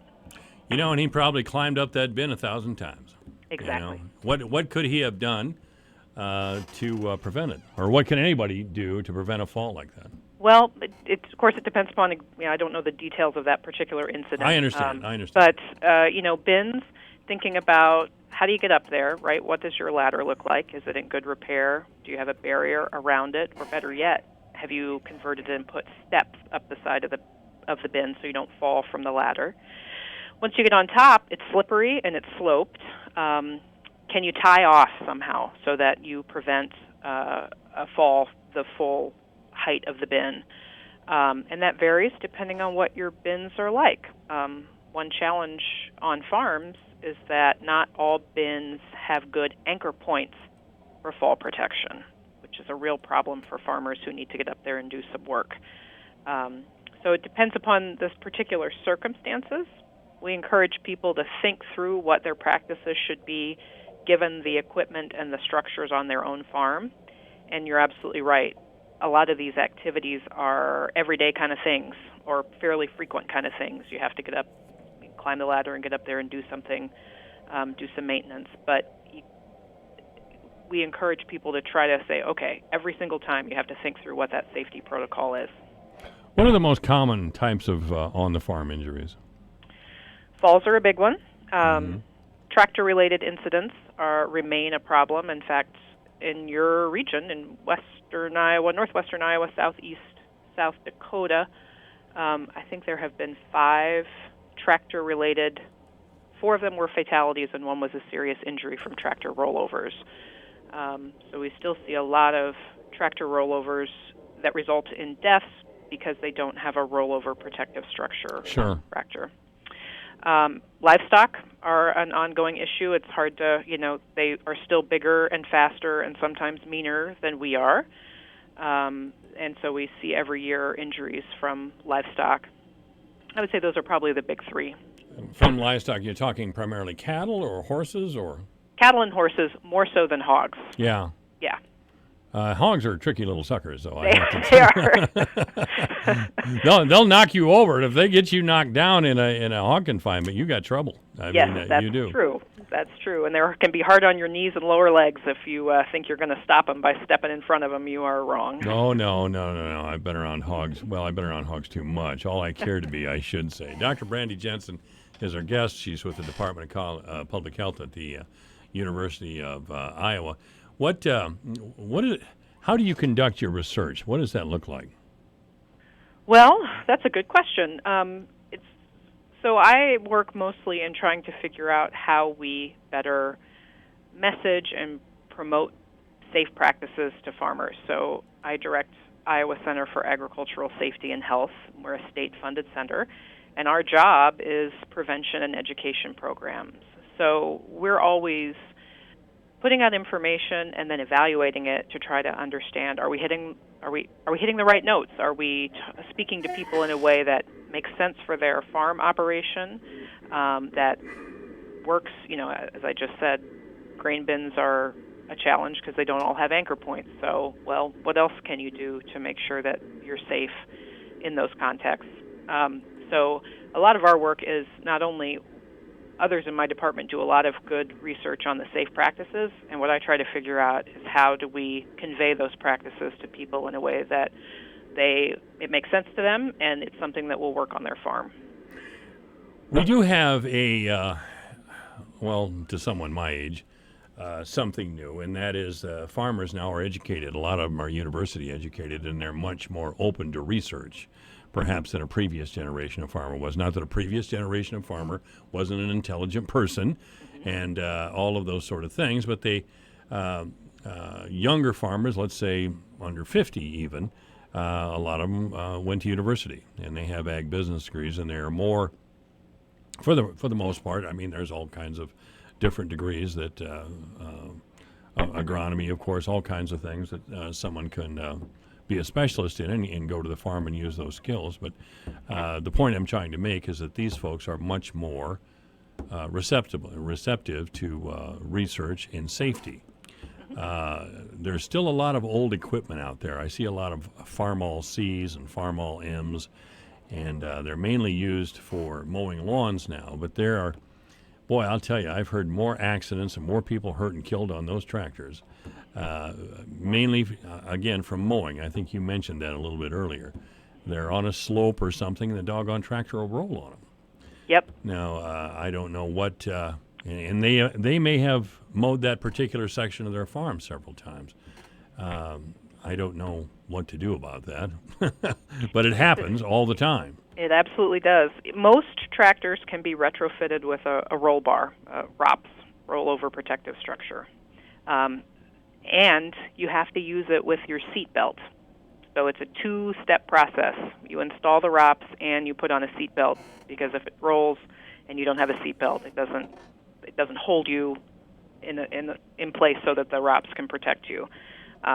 but there are usually retrofit roll bars available for those older tractors. Keeps them a lot safer, and they have long lives, those tractors. That's a good thing, but we want them to be a little safer. Yes, they do. Do you have a farm background? I mean, did you grow up in a small town in the Midwest, or? I did. I grew up on a cattle farm in the Missouri Ozarks. So yep, I'm a farm kid. You're a farm kid, okay. And did you go to school in Missouri or Iowa? Where'd you go? I did all of my, primary and high school in Missouri, and I went to Grinnell College. That's what got me to Iowa, and I did my graduate work here at the University of Iowa. Grinnell's a good little school. I have relatives. Yeah.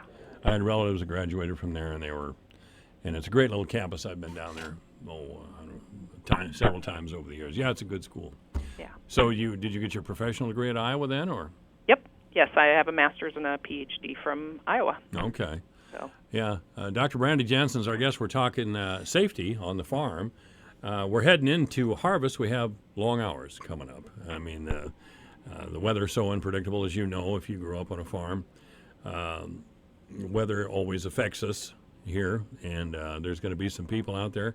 They're going to push it. They're going to be afraid of a freeze. They're going to be afraid of too much rain and up to their axles in mud and all that sort of thing. So they're going to work as many hours in the field as they can. What would you say to them? Yeah, I'm concerned like you are about what this fall is going to bring, and that's absolutely what folks are going to do. I hope at least if you have to work long hours, check in with somebody who's not out there, or ask your spouse or a relative or a friend to check in on you regularly. One thing about farming is that people often work alone, and so you head out in the morning and nobody expects to see you till dinner, but if you get in trouble mid-morning, you're out there for a long time. So having regular check-ins with folks, everybody's got a cell phone now, a text or a quick phone call, to check in and make sure everything's all right can be really helpful. All right. Dr. Brandy Jensen is our guest. We're going to switch here from farm safety briefly, or for several minutes, to talk about the 2019 ICASH Agricultural Youth Grant recipients and the program in general. Please explain this. Yes. So since the late 90s, ICASH has designated money for small-scale grants for youth organizations in Iowa to carry out some sort of farm safety-related project. We have been across the state with these. We have great representation in almost every Iowa county. FFA clubs, Farm Bureau youth groups, 4-H groups, and we really look for those projects where the kids are instrumental in thinking up a project and carrying it out. So they range from, sometimes they put on a farm safety day, a high school group will put on a farm safety day for a younger group. Sometimes they work with their fair board and they think about livestock safety at the fair and do signs or first aid kits or best practices around livestock. One of our favorite projects has been in Washington County the last couple years, and it's called Stay Safe, Take a Break. And those 4-H kids go out during harvest season and they interrupt farmers on their combines, and they ask them to get out of there. Good for them. That's exactly what's needed. Right, and they give them a bag of healthy snacks and safety information, and they chit-chat for a while, and then they let them get on with their day. But we were just talking about those long work hours, stop for a minute to talk with your farm kid neighbors, and it's a good break. Oh, healthy snacks. You don't mean fudge brownies, I suppose. That might be what they want, but we encourage healthy snacks. Fudge brownies and coffee, the breakfast of champions every single time. Absolutely. Well, this is an outstanding program. Is this a relatively new program, or? No, we've been doing it since the late 90s. Late 90s. You did say that. I'm sorry. Yeah, that's all right. Which I guess is a long time ago now. It is. It's 20 years ago. I know.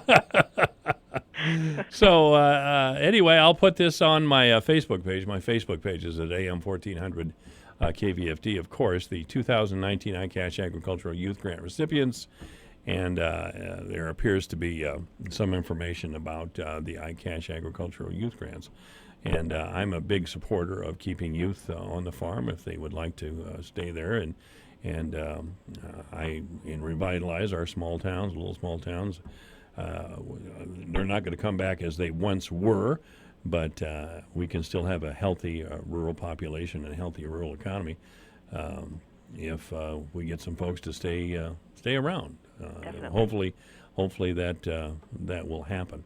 Let's get back to safety on the farm. Of course, I would like to remind everyone that very soon we'll be seeing large farm machinery moving slowly down the road. And every year there's some accident or several accidents in some bad years regarding farm machinery and cars that get impatient, or it could be in some cases it's the farmer's fault for not getting over enough or not doing something, but it's something we need to be aware of. What does your research say about these sort of things? Well, you're right. Every year we see incidents on the road. There are a couple of things, both from the auto driver perspective and the farm operator, that can be helpful. And I think one thing that maybe surprises farmers is that things like lighting and marking, even in broad daylight, flashing amber lights on your implement, help reduce accidents. And you would think, I'm driving this huge green or red machine down the road, surely people will see me. And yet, the addition of good lighting really does help to reduce accidents and crashes. It makes you more visible. Well, some of our farmers here just think they own the road. Maybe they do. I don't know. We paid for the road. We'll drive down it wherever we want to. Sure. But, of course, that could cause problems. We do have a lot of, in Iowa we have a lot of bridges that are way old, 100 years old, and we have, that were built for a grain wagon that pulled 3 tons of grain, and now we have monstrous combines and grain wagons going over some of these bridges. Do you have any research on our bridges in the state of Iowa, if they could be a problem as far as safety is concerned? I can't answer that. I'm not a road engineer, and I don't know. But you're concerned that it's a fair point, right? That all these equipment has gotten so much bigger, and we just didn't build roads or bridges with that scale in mind. I'm not trying to play Stump the Professor with you. Well, you stumped me. I don't know. I'll call another professor and see what they have to say. You folks down at the University of Iowa do a terrific job. Your research is wide ranging, and it's kind of a concern up here in our area, especially, and maybe in eastern Iowa too. I don't know, but we have a lot of rural bridges out there that they're built for farming of another time, and they're very they're just old. Right. And there is a concern that we'll have a fatality, and I hope that isn't the case. We're talking with Dr. Brandy Jensen of the University of Iowa, and she's with the Iowa Center for Agricultural Safety and Health. You're the director, aren't you? I am. You're the big cheese? All right. You betcha. All right. So what else can we say about harvest season in 2019? Well, we hope it's successful and safe. I know that people are really worried, right? Planting got started late, and we had all sorts of problems early on, and so we hope yields are good. But I also know that when you go through a season that is as stressful as this, it reinforces that, need that time will be of the essence. That worries me from a safety standpoint, because I know people are really going to feel under the gun to get things done. So I think checking in on your farmers, how are they doing? Making sure that they're in touch during the day when they're out working long hours by themselves. Make sure all that equipment is in good condition before you work it real hard in the fall. Sure. So that you avoid some of those not only lost time from maintenance, but also potential safety problems. I think they're getting ready now and making sure everything's in good working order helps you get your job done, and it keeps you safer, and that's what we want. Yeah, that's exactly what we want. Dr. Brandy Jensen's been our guest. Go Hawks. You bet. All right. Hey, thanks for being here. You bet. I'm glad to. All right. This is AM 1400, KVFD, the voice of Fort Dodge. Michael Devine at AM 1400 KVFD. Listen to this. Making radio great again. 328, the news and the obituaries are coming up. Thanks to Dr. Brandy Jensen, by the way. That was real nice of her to be on our program. This is AM 1400 KVFD, the voice of Fort Dodge.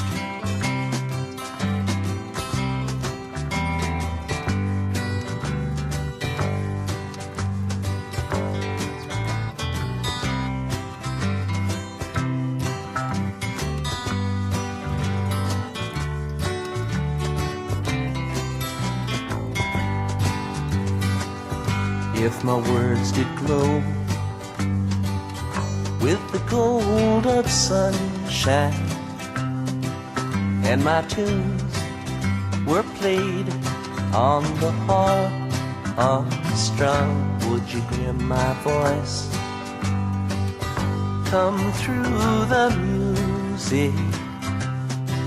Would you hold it near as it were your own? It's a hand-me-down. The thoughts are broken. Perhaps they're better left unsung. I don't know. Don't really care. Let there be songs to fill the air. Rippled in still water, when there is no pebble tossed, nor wind to blow, reach out your hand. If your cup be empty, if your cup is full, may it be again, let it be known. There is a fountain that was not made by the hands of men. Now, we've all heard this way too often. Want a car? But you must act now, because these deals won't last long. If you're like me, when it comes to making a big purchase like buying a car, you don't want someone yelling a lot and pressuring you into getting something you can't afford. So I did my research. For your next used vehicle, do your research and then head to Humboldt Motor Sales. The atmosphere is relaxing and they'll help you find the pre-owned vehicle of your dreams. So when people ask where you got your ride, the answer is simple. Humboldt Motor Sales, or online at HumboldtGM.com. Finding great candidates to hire can be like, well, trying to find a needle in a haystack. Sure, you can post your job to some job board, but then all you can do is hope the right person comes along, which is why you should try ZipRecruiter for free. ZipRecruiter doesn't depend on candidates finding you, it finds them for you. Its powerful technology identifies people with the right experience and actively invites them to apply to your job. You get qualified candidates fast. So while other companies might deliver a lot of hay, ZipRecruiter finds you what you're looking for. The needle in the haystack. 4 out of 5 employers who post a job on ZipRecruiter get a quality candidate through the site within the first day. ZipRecruiter, the smartest way to hire. And right now, you can try ZipRecruiter for free. That's right, free. Just go to this exclusive web address, ZipRecruiter.com/free. That's ZipRecruiter.com/free. ZipRecruiter.com/free. Your news, your town, your station. KVFD News when it breaks. With your KVFD News Update, I'm Rob Jones. A two-vehicle accident here in Fort Dodge over the weekend resulted in one fatality. About 9:40 Saturday morning, 51-year-old Sean Manell of Fort Dodge was riding a 2002 Honda motorcycle when it collided with a 2005 Jeep Grand Cherokee driven by 54-year-old Fort Dodge resident Kevin Thielen. The crash occurred on South 19th Street. Thielen was treated by emergency personnel on the scene and, according to reports, was wearing a seatbelt. Manell was transported to Unity Point Health, Trinity Regional Medical Center, where he later died from injuries suffered in the crash. No citations were issued, and the accident remains under investigation. 3 Iowa Central student athletes appeared in court last Friday to face charges of first-degree theft after Fort Dodge police say they stole a vehicle. Police arrested 3 18-year-old suspects, Aaron Turner of Ames, Jalen Hudson of St. Louis, and DeMarcus Blackwell of Salisbury, North Carolina, last Thursday after a GMC Sierra that had been reported stolen was found at 172 Avenue M West. A witness stated they saw 3 to 4 males park the vehicle around 5 a.m. Thursday. Another witness claims to have found a wallet belonging to the vehicle owner in addition to latex gloves in a nearby dumpster after she allegedly saw one of the students climb inside it. Reports state that 2 of the students involved admitted to Iowa Central coaches that they took the vehicle but had the owner's permission and planned to return the vehicle to the owner. When contacted about the story, the Iowa Central Athletic Department issued the following statement. Quote, the matter at this time is in the hands of the Fort Dodge Police Department, and the Iowa Central Community College staff is in full cooperation with the police department, end quote. The Kenyon Road Bridge over the Des Moines River will experience lane closures beginning today. The closures are expected to last all week and are being done to allow inspection of the bridge. The right lane of southwest-bound traffic will be closed today and tomorrow, and the right lane of northeastbound traffic will be closed Wednesday and Thursday. Motorists are urged to use caution in the area and, if possible, find an alternate route. Delays are expected. For KVFD from the Jerry Sheeter Newsroom, here's the AM 1400 KVFD weatherology forecast. Mainly clear skies and quiet this afternoon, with daytime highs approaching 82. Southeast winds 5 to 10 miles per hour. Chance for scattered thunderstorms. Tonight, lows level off around 66. Overcast skies. Mainly sunny. Tomorrow, chance for scattered thunderstorms. High temperatures reach up to 88. From the Weatherology Weather Center, I'm meteorologist Jennifer Wojcicki. Currently, it's 81. Here's a look at how the markets closed today. September corn down 6 cents at $3.65. December down 6 1/4 to $3.74 1/2. March down 5 3/4 at $3.87. May down 5 3/4 at $3.94 1/4. September soybeans down 13 1/4 cents at $8.54. November down 13 1/4 at $8.66 1/2. January down 13 cents at $8.80 1/2. March down 12 3/4 at $8.93 3/4. September wheat down 5 1/4 at $4.65 1/2. Soybean meal down $2.90 a ton at $2.92. August live cattle up 27 cents at $100.20. October up 17 at $98.22. August feeder cattle up 110 at $135.67. September up 45 at $132.82. October lean hogs closed up 202 at $64.02, and December up 207 to close at $62.85. I'm Dwayne Murley.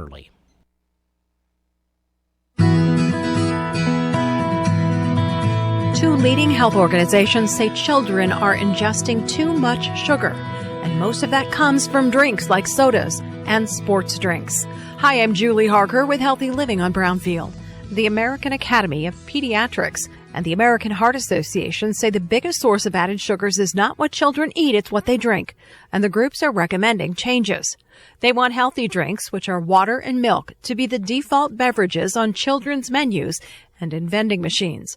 They want federal nutrition assistance programs to make sure people have access to healthy foods and beverages and to discourage drinking sugary drinks.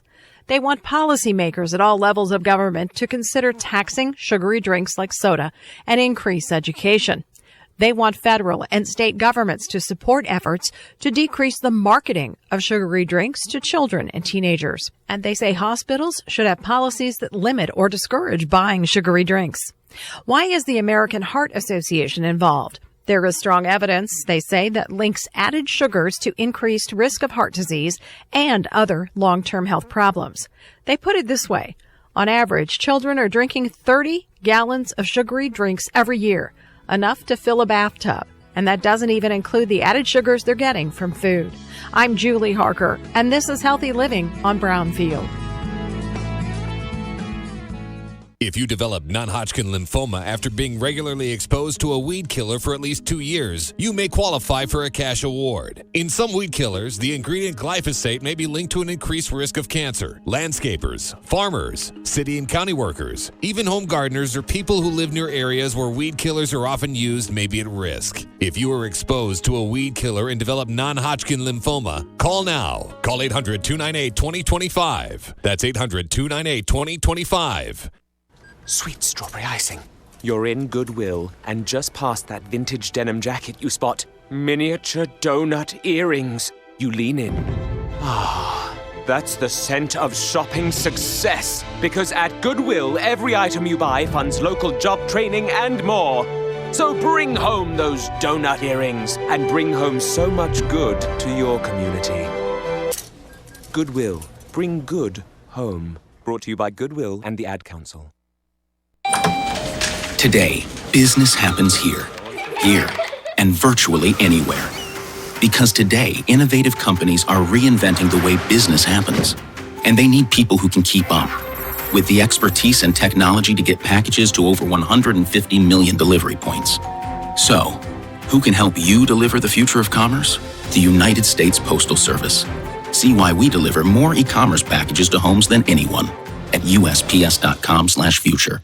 When severe weather threatens, keep it here for the Severe Weather Advisor. Brought to you by Creative Signs and Graphics Fort Dodge. For signs, decals, vehicle graphics, magnets, logos, customized documents, and more. If your business needs it, Creative Signs and Graphics can make it. And a stitch above the rest embroidery, Fort Dodge. Step out in style with quality brands, timely turnaround, and professional service. A stitch above the rest. Embroidery professionals worth finding. Remember, when severe weather threatens, stay with your friends on KVFD. Michael Devine at AM 1400 KVFD. Listen to this. Making radio great again.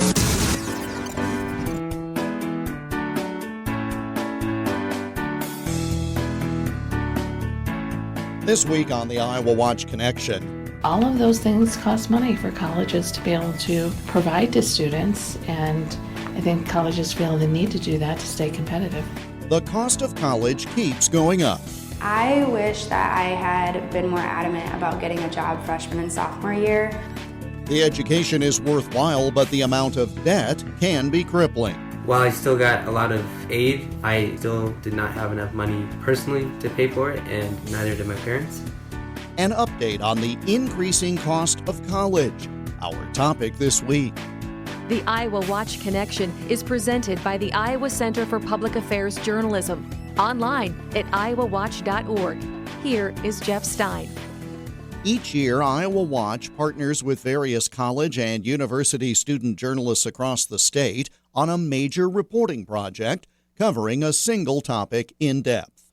This year, student journalists from Iowa State University, the University of Iowa, Cornell College, Grinnell College, Buena Vista University, Mount Mercy University, Coe College, and St. Ambrose University collaborated on the project.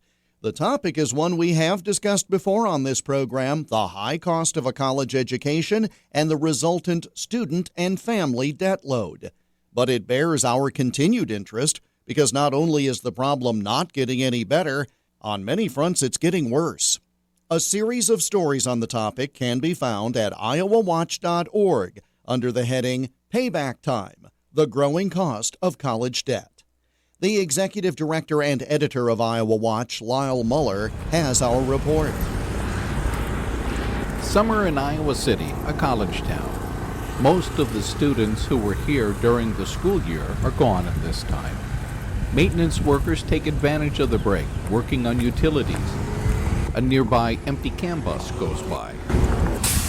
And the more than 5,280 graduates who picked up degrees at various levels in May at the University of Iowa, but also other Iowa colleges and universities, are on their way into new careers, with 6 of every 10 carrying debt if numbers this year hold steady with 2017, the last year for which numbers in Iowa are available.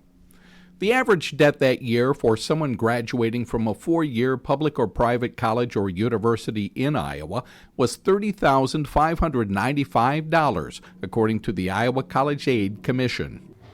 I wish that I had been more adamant about getting a job freshman and sophomore year.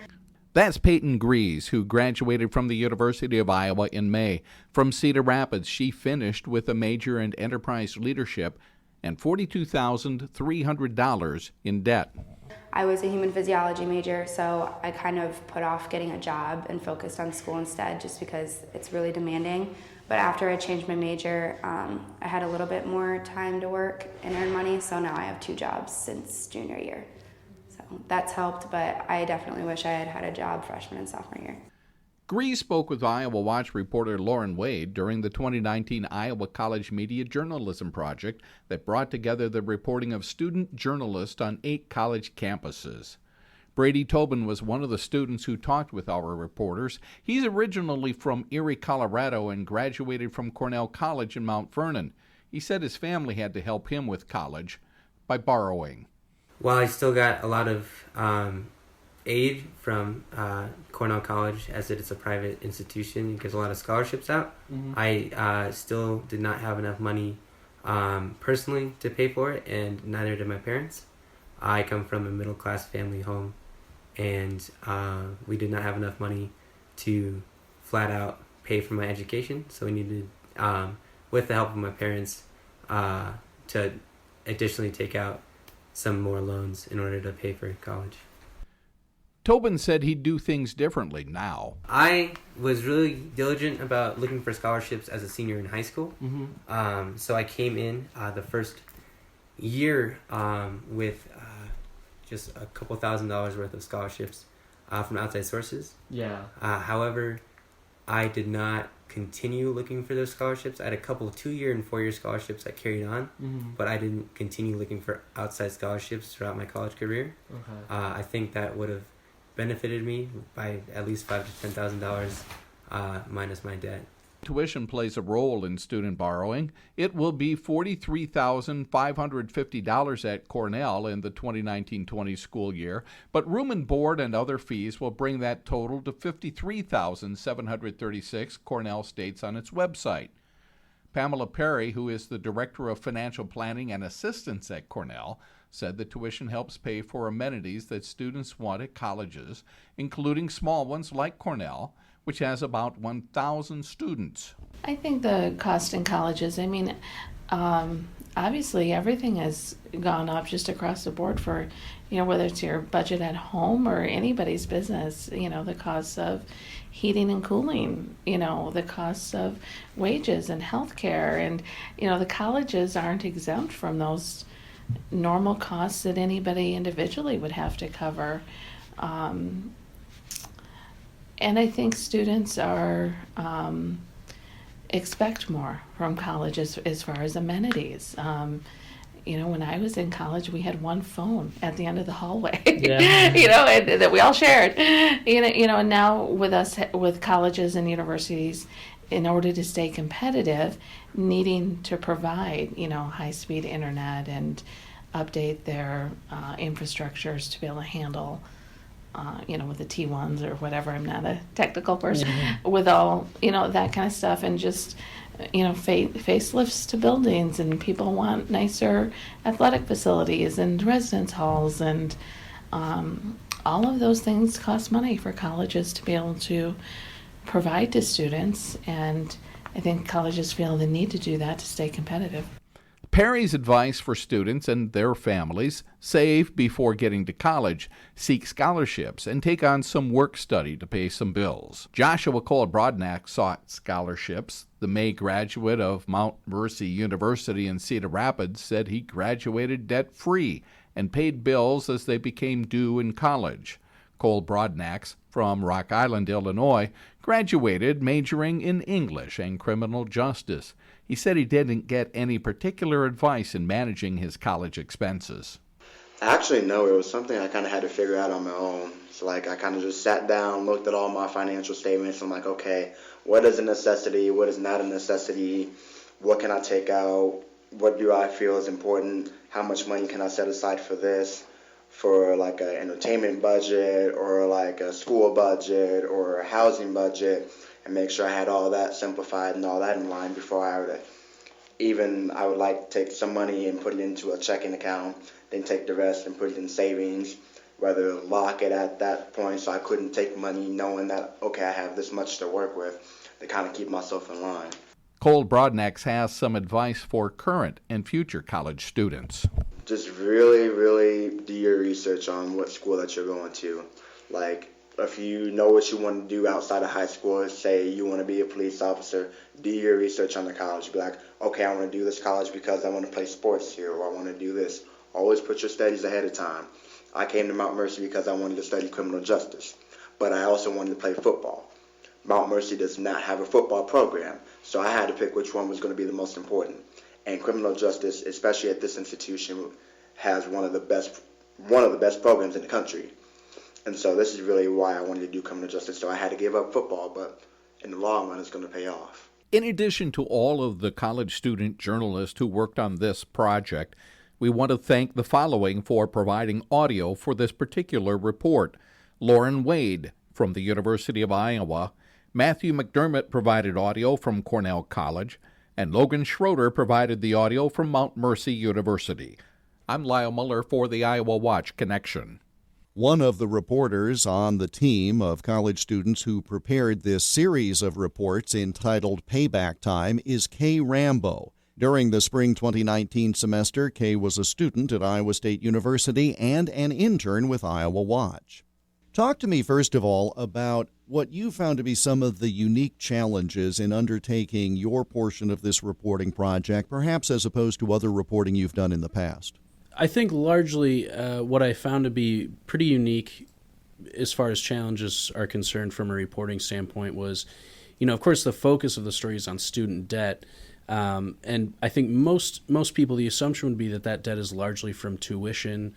And it seemed a lot of the time students had reached that debt not only just because of tuition, but also for books and living expenses, which obviously students need while they're in school. It's one thing for the tuition to go up, but is it these ancillary costs, necessary but ancillary? Is that why, to some degree, we're getting such an exponentially greater debt burden than we might have had 2 generations ago? I think that's an entirely reasonable conclusion to draw because obviously the cost of living has gone up quite a bit. A lot of these students, it's their first time being on their own. It's their first time seeing what a bill looks like, and it's their first time paying their rent. And although a lot of that money may have come from student loans or possibly even their families, it was difficult for them to be able to fully understand how to divide all of the different expenses that they're currently facing. One of the things I like to ask people in your position, after undertaking not only an extended journalistic reporting project, but one with so many components from all of these different campuses, what have you learned that you think will help you as a journalist do your job better the next time you engage in some sort of an extended in-depth reporting effort, be it just you or with partners like this project? What is it that you've learned that you can take away to be an even better storyteller and even better reporter?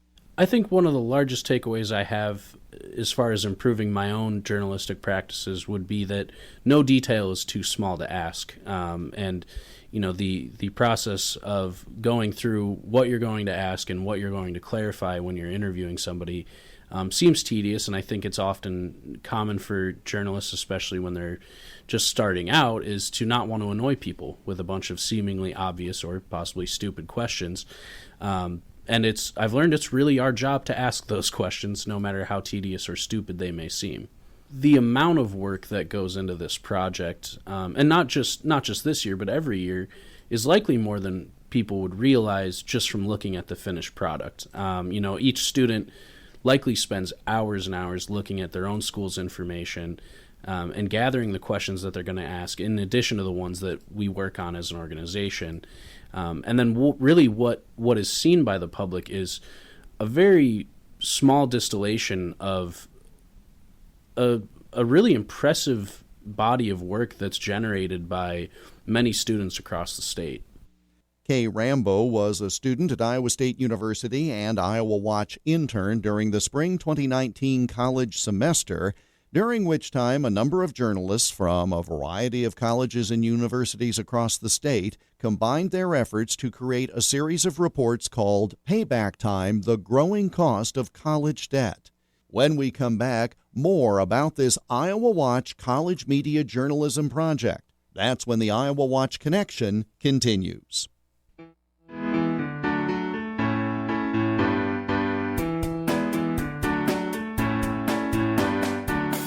Support for the Iowa Watch Connection comes from the Iowa Insurance Division's Iowa Fraud Fighters program. This statewide initiative educates Iowans on how to I remember a teacher that I had. Now, I went through the 7th grade. I went to the 7th grade. And I left home when I was 10 years old because I was hungry. And I used to, this is true. I work in the summer and I go to school in the winter. But I had this one teacher. He was the principal of the Harrison School in Vincennes, Indiana. To me, this was the greatest teacher, a real sage of my time, anyhow.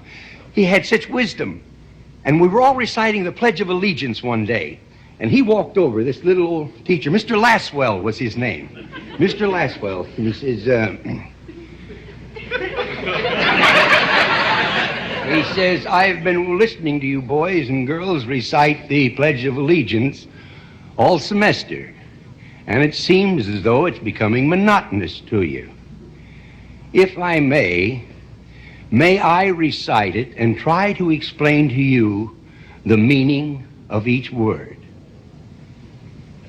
I, me, an individual, a committee of one, pledge, dedicate all of my worldly goods to give without self-pity, allegiance, my love and my devotion to the flag, our standard, Old Glory, a symbol of freedom. Wherever she waves, there's respect, because your loyalty has given her a dignity that shouts freedom is everybody's job. United. That means that we have all come together. States, individual communities that have united into 48 great states, 48 individual communities with pride and dignity and purpose, all divided with imaginary boundaries, yet united to a common purpose, and that's love for country. And to the republic, a state in which sovereign power is invested in representatives chosen by the people to govern. And government is the people, and it's from the people to the leaders, not from the leaders to the people, for which it stands. One nation, meaning so blessed by God, indivisible, incapable of being divided, with liberty, which is freedom, the right of power to live one's own life without threats, fear, or some sort of retaliation. And justice, the principle or qualities of dealing fairly with others. For all, which means, boys and girls, it's as much your country as it is mine. And now, boys and girls, let me hear you recite the Pledge of Allegiance. I pledge allegiance to the flag of the United States of America and to the republic for which it stands, one nation, indivisible, with liberty and justice for all. Since I was a small boy, 2 states have been added to our country, and 2 words have been added to the Pledge of Allegiance: under God. Wouldn't it be a pity if someone said that is a prayer and that would be eliminated from schools too?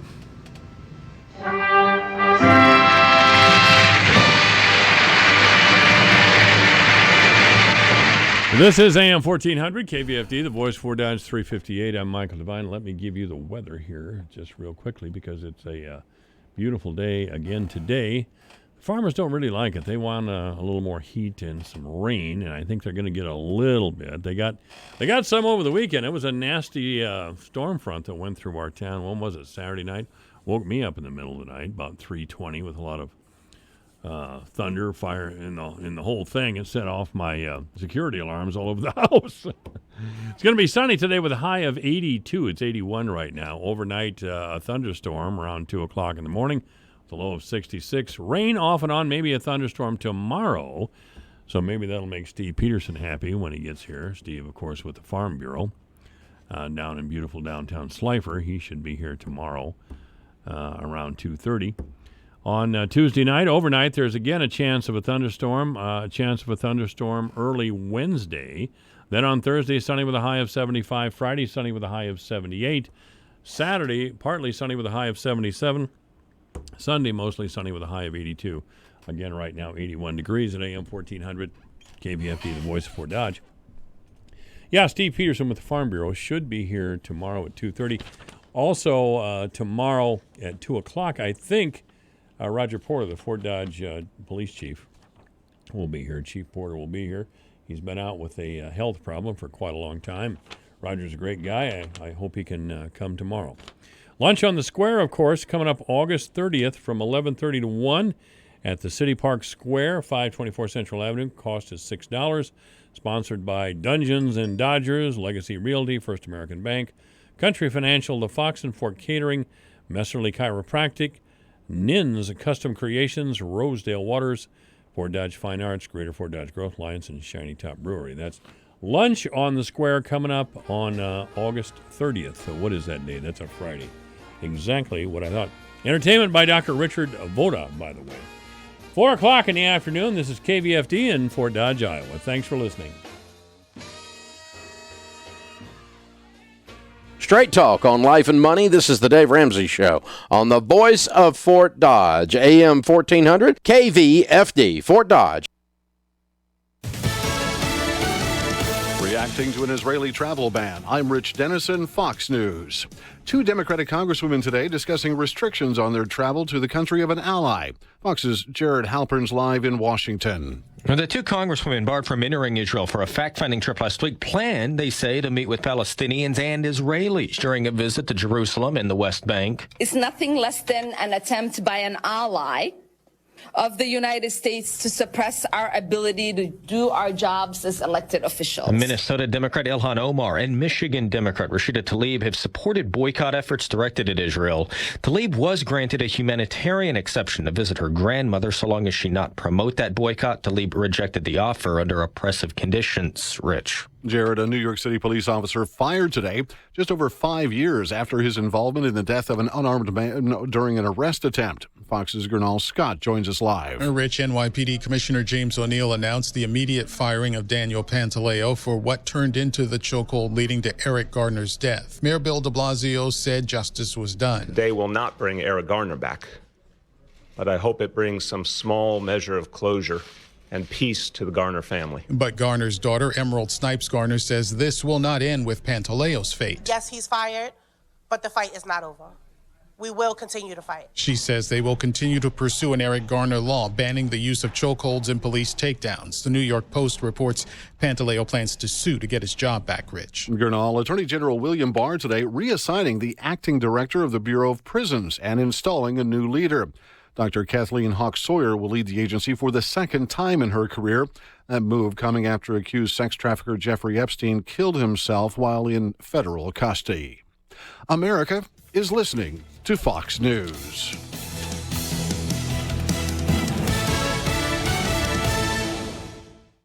Hi, I'm Jay Farner, CEO of Quicken Loans, America's largest mortgage lender. I've got great news. Mortgage interest rates have dropped. So if you're thinking about buying a home, right now is the time to lock that low rate, even before you find the home of your dreams. With our exclusive Rate Shield approval, the low rate you lock today is protected for up to 90 days while you shop for your new home. With a Rate Shield approval, if rates go up, your low rate stays locked. But if rates go down, you get that new, even lower rate. Either way, you win. Talk to us today at 800-QUICKEN or go to rocketmortgage.com to take advantage. Here's another great reason to work with us. For a record 9 years in a row, J.D. Power has ranked Quicken Loans highest in the nation in customer satisfaction for primary mortgage origination. Again, to lock in today's low mortgage interest rate and get the security of our exclusive Rate Shield approval, call us today at 800-QUICKEN or go to rocketmortgage.com. For J.D. Power award information, visit jdpower.com. Rate Shield approval only valid on certain 30-year fixed-rate loans. Call for cost information and conditions. Equal housing lender. License in all 50 states. NMLS number 3030. A Republican senator claims a report on how the Russian election meddling investigation began will be ugly. The Justice Department's Inspector General's report into the origins of the Russia probe has been expected for weeks. Republican Senator Lindsey Graham told Sunday Morning Futures with Maria Bartiromo that we could know more soon. I'm going to meet with the Attorney General next week. I want to declassify as much as possible. I want the American public to hear the story. President Trump has accused the intelligence community of improperly surveilling his campaign. House Intelligence Committee Chair Adam Schiff has maintained the probe is a politically motivated scheme.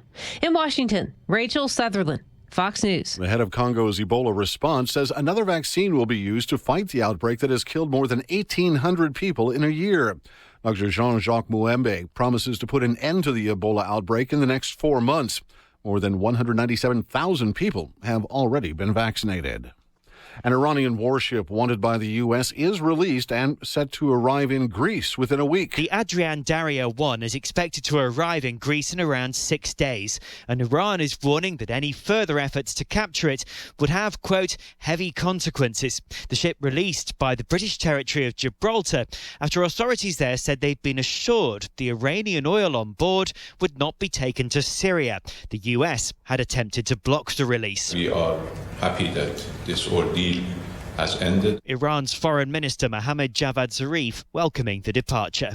In London, Simon Owen, Fox News. An out-of-control wildfire in Spain's Canary Islands is throwing flames more than 150 feet into the air today, prompting the evacuation of more than 8,000 people. 1,100 firefighters, along with 14 firefighting aircraft, are battling that blaze. I'm Rich Dennison, and this is Fox News. Your news, your town, your station. KVFD News when it breaks. With your KVFD News Update, I'm Rob Jones. A two-vehicle accident here in Fort Dodge over the weekend resulted in one fatality. About 9:40 Saturday morning, 51-year-old Sean Manel of Fort Dodge was riding a 2002 Honda motorcycle when it collided with a 2005 Jeep Grand Cherokee driven by 54-year-old Fort Dodge resident Kevin Thielen. The crash occurred on South 19th Street. Thielen was treated by emergency personnel on the scene and, according to reports, was wearing a seatbelt. Manel was transported to Unity Point Health, Trinity Regional Medical Center, where he later died from injuries suffered in the crash. No citations were issued, and the accident remains under investigation. 3 Iowa Central student athletes appeared in court last Friday to face charges of first-degree theft after Fort Dodge police say they stole a vehicle. Police arrested 3 18-year-old suspects, Aaron Turner of Ames, Jalen Hudson of St. Louis, and DeMarcus Blackwell of Salisbury, North Carolina, last Thursday after a GMC Sierra that had been reported stolen was found at 172 Avenue M West. A witness stated they saw 3 to 4 males park the vehicle around 5 a.m. Thursday. Another witness claims to have found a wallet belonging to the vehicle owner in addition to latex gloves in a nearby dumpster after she allegedly saw one of the students climb inside it. Reports state that 2 of the students involved admitted to Iowa Central coaches that they took the vehicle but had the owner's permission and planned to return the vehicle to the owner. When contacted about the story, the Iowa Central Athletic Department issued the following statement. Quote, the matter at this time is in the hands of the Fort Dodge Police Department, and the Iowa Central Community College staff is in full cooperation with the police department, end quote. The Kenyon Road Bridge over the Des Moines River will experience lane closures beginning today. The closures are expected to last all week and are being done to allow inspection of the bridge. The right lane of southwest-bound traffic will be closed today and tomorrow, and the right lane of northeastbound traffic will be closed Wednesday and Thursday. Motorists are urged to use caution in the area and, if possible, find an alternate route. Delays are expected. For KVFD from the Jerry Sheeter Newsroom, here's the AM 1400 KVFD weatherology forecast. Mainly clear skies and quiet this afternoon with daytime highs approaching 82. Southeast winds 5 to 10 miles per hour. Chance for scattered thunderstorms tonight, lows level off around 66. Overcast skies, mainly sunny tomorrow. Chance for scattered thunderstorms, high temperatures reach up to 88. From the Weatherology Weather Center, I'm meteorologist Jennifer Wojcicki. Currently, it's 81. Every month after paying my bills, I used to wonder if I'd have enough money left to buy groceries. Sometimes I did. A lot of times I didn't. Then I learned about 211. It's the number seniors can call for help finding food. With their help, I found a food pantry near me. Now I don't have to wonder if I'll be able to afford groceries because there's plenty of food for everyone. Call 211 for help finding healthy food near you. Funded by USDA's Supplemental Nutrition Assistance Program, SNAP. Loffersweiler's Funeral Home understands that losing a loved one is one of the most difficult things you will ever experience. They understand that a family who has experienced the loss of a loved one needs immediate assistance that often can't wait until the next morning. Loffersweiler's is there in the darkest moment of a family's life, guiding them through the emotional roller coaster of saying goodbye. More importantly, the staff at Loffersweiler's listens and they care. Loffersweiler Funeral Home, Fort Dodge, serving families like yours since 1856. Michael Devine at AM 1400 KVFD. Listen to this. Making radio great again. That's right. That's what we're doing, making radio great again at AM 1400 KVFD, the voice for Dodge. Joining me in that effort once again, David Ferrick, and you know radio is going to be great when David Ferrick is here. Hi, David. How you doing, buddy? I like that, making radio great again. Making radio great again. Absolutely. Mm-hmm. If the Democrats get in next year, it'll be making radio lousy again. There'll probably be speech restrictions, thought restrictions, everything else. So probably will only be able to eat lettuce in the future. But anyway, David Ferrick, no city straws, manager. For sure. No straws, that's for damn sure. Poor darlings can't handle straws. Anyway, David Ferrick is the city manager of Fort Dodge. What are we going to do with this broadband? I mean, Mediacom has us by the throat and they're strangling us. So are we going to do something different with broadband and internet in the city of Fort Dodge, or where are we at with that? Potentially. Funny you should ask that, Mike. So funny I should ask that. We're putting together some part of the agenda for next Monday, and on the ballot, or not on the ballot, a resolution on the council agenda will put a question on a November ballot that basically asks the question, should the city have the authority to establish a municipal broadband and telecommunications utility? So it'll go on the ballot for a referendum. So people get a vote on whether the city should have the authority to establish a utility.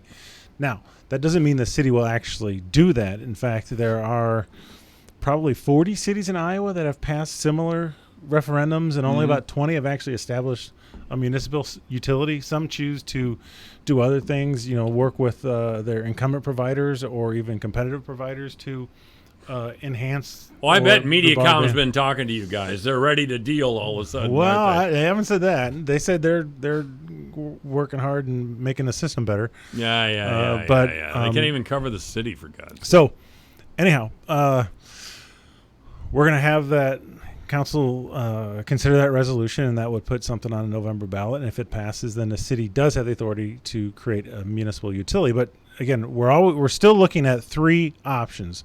One option is creating the municipal utility, but before we get to that option, we're going to look at whether one of our incumbent providers is willing to either partner with the city or engage in creating a robust broadband system, not just for now but in the future. And if that doesn't work, there are interested competitive companies who would be new to the area that have already shown interest in Fort Dodge. Now that we're doing this pre-feasibility study, that would come in and be like a third broadband provider.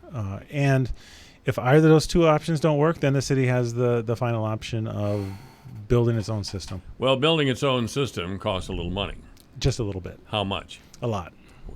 Thank you for that. I don't know for sure. We don't have that information yet. So that is part of the pre-feasibility study, which we hired Smart Source Consulting to do. Part of it was a survey and checking out our speeds and everything and getting public opinion on the current state of broadband and telephone and television service in town.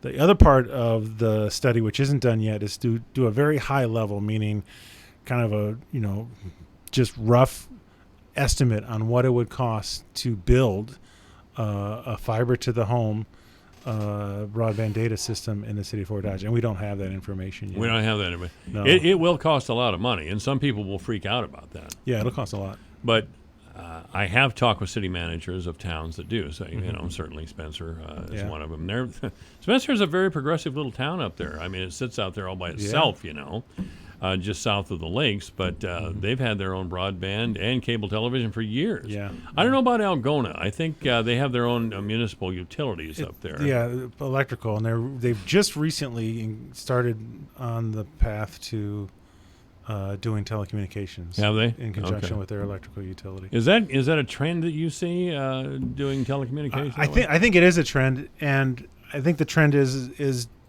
for the same reason the city of Fort Dodge is considering it, is that the very strong belief that having robust telecommunications, robust broadband is a high quality of life thing, and it's a utility that is in the public's interest. Typically, it hasn't been provided by a public entity like a city. No. In rural America, it's provided by rural electrical cooperatives, which are kind of a quasi-public entity, and things like that. They've been by private utilities all along. So cities are seeing it. It's an economic development tool. It's quality of life.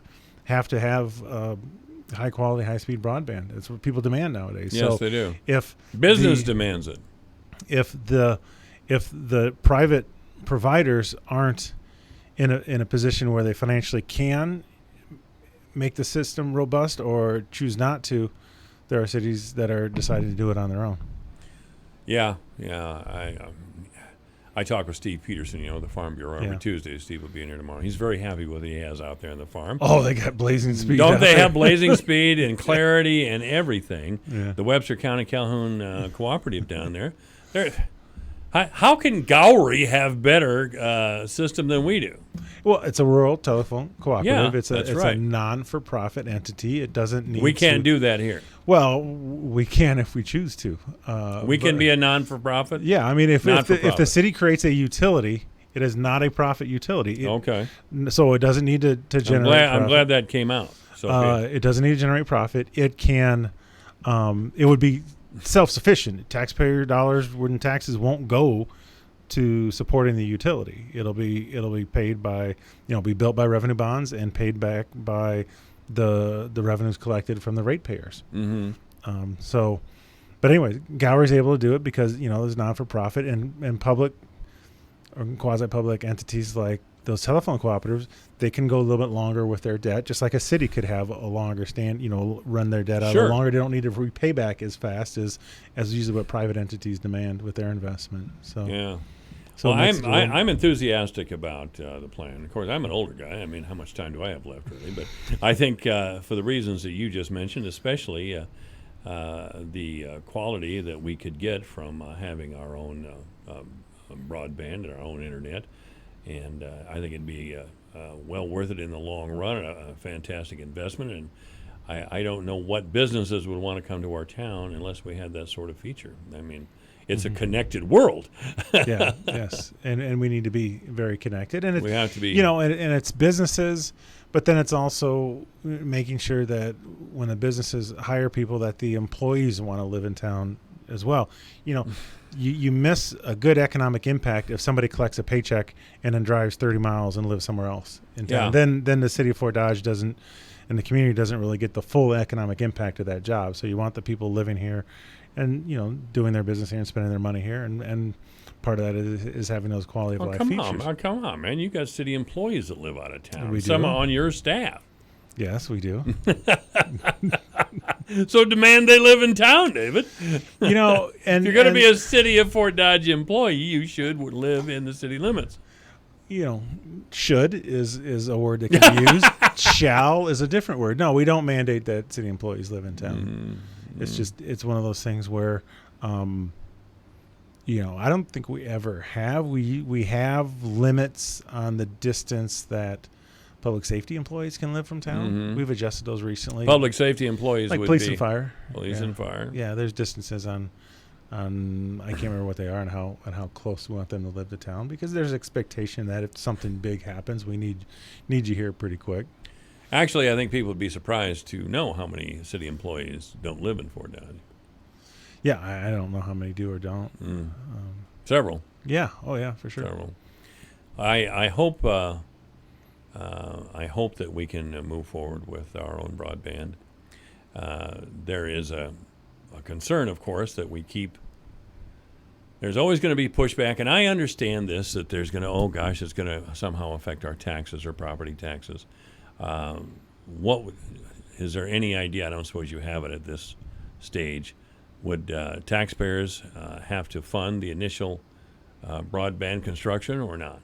No, what we would do if it became a city built, if right. Because I just want to make sure that we remind folks that we still have kind of three options we're looking at. If we took the option where it is a city built and owned utility, we would sell revenue bonds. And revenue bonds are paid only by the revenues generated from the utility. They're not paid by general obligation taxes. They're not backed by taxes. They're pure revenue bonds.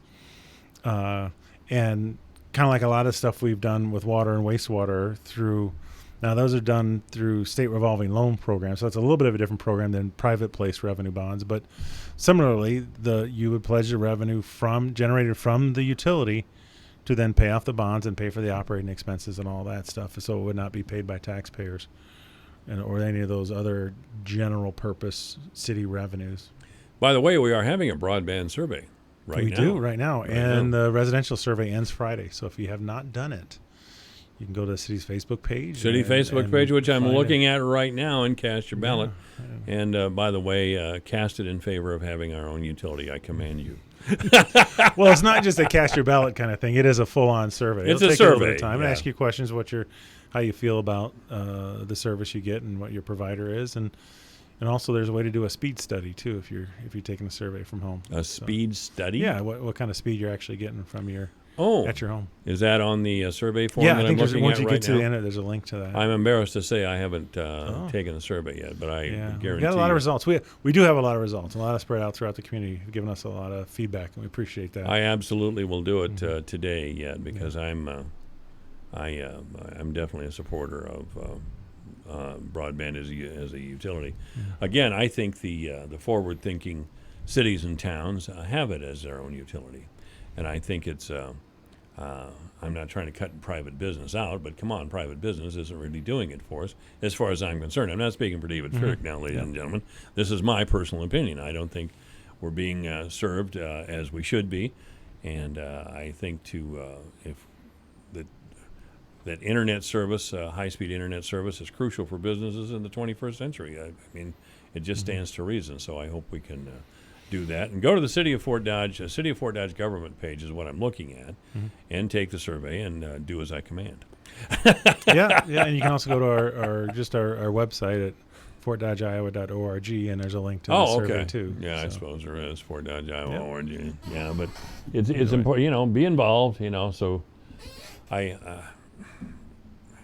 so we take these surveys, and there's a lot of work done, and then the council starts acting on it, and everybody acts like they're surprised. When did this start? Yeah. Well, about a year ago. Well, and a lot of work gets done behind the scenes, and then there's work, and that's made public, and then there's nothing public for a while, and people forget about it, and then something comes up, and that's just kind of how things happen. Things take a while and don't always get the attention and the more mundane steps of it, but.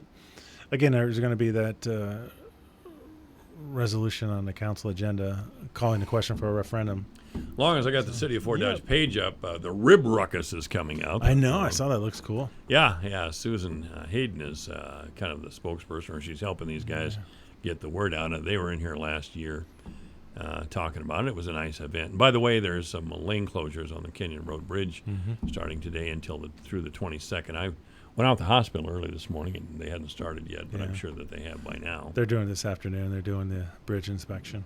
Are they? Yep. Is that what that is, a bridge inspection? Yeah, there's a truck that just has someone go over the side and underneath to do the bridge inspection. Check. Are these state guys, or? I should know. I don't know. It's a private company that's doing it. Yeah, but sure. I don't know if it's a state contract or city. I think it's state. Those bridges are state. The other bridges are city contracts. Yeah. All right. David Furek, City Manager, is our guest. This is AM 1400 KVFD, the voice of Fort Dodge. We'll throw this out. If you have a question or comment for David Furek, it's 515-955-1400. 515-955-1400. 1400. You know the game. Where are we with our 911 dispatchers? Are we still training them? Do we have new people hired? Do you know anything about it? Or Well, I honestly don't know because the city doesn't run the dispatch on a day-to-day basis, so I'm not in the loop, and nobody's told me whether. Nobody wants to tell you. Nobody's told me. Nobody wants to tell David Furyk anything. And I'm not on that board either, so I'm not on the board, the dispatch board. But I don't know if there's been a formal switch over to the IXP management. I don't know, because they haven't been city employees in the past when people are hired for dispatch. I don't know if there's been I know they were hiring the same people that were working for them before. I think the manager was the assistant manager prior to something like that. Yeah. Mm-hmm. I don't know. I didn't see any help wanted ads in dispatch. City, you'd be good at that. I would. Yeah, you're very calm, not excitable at all. You'd be perfect 911 dispatcher. What do you mean your cat's in a tree? This is 911. Get off the phone. David Furyk, city manager, is at AM 1400 KVFD, the voice of Fort Dodge. So we're not having a council meeting this week. No council meeting tonight. There's a council meeting next week. Yeah. The last one was kind of eventful, as I recall. Mm-hmm.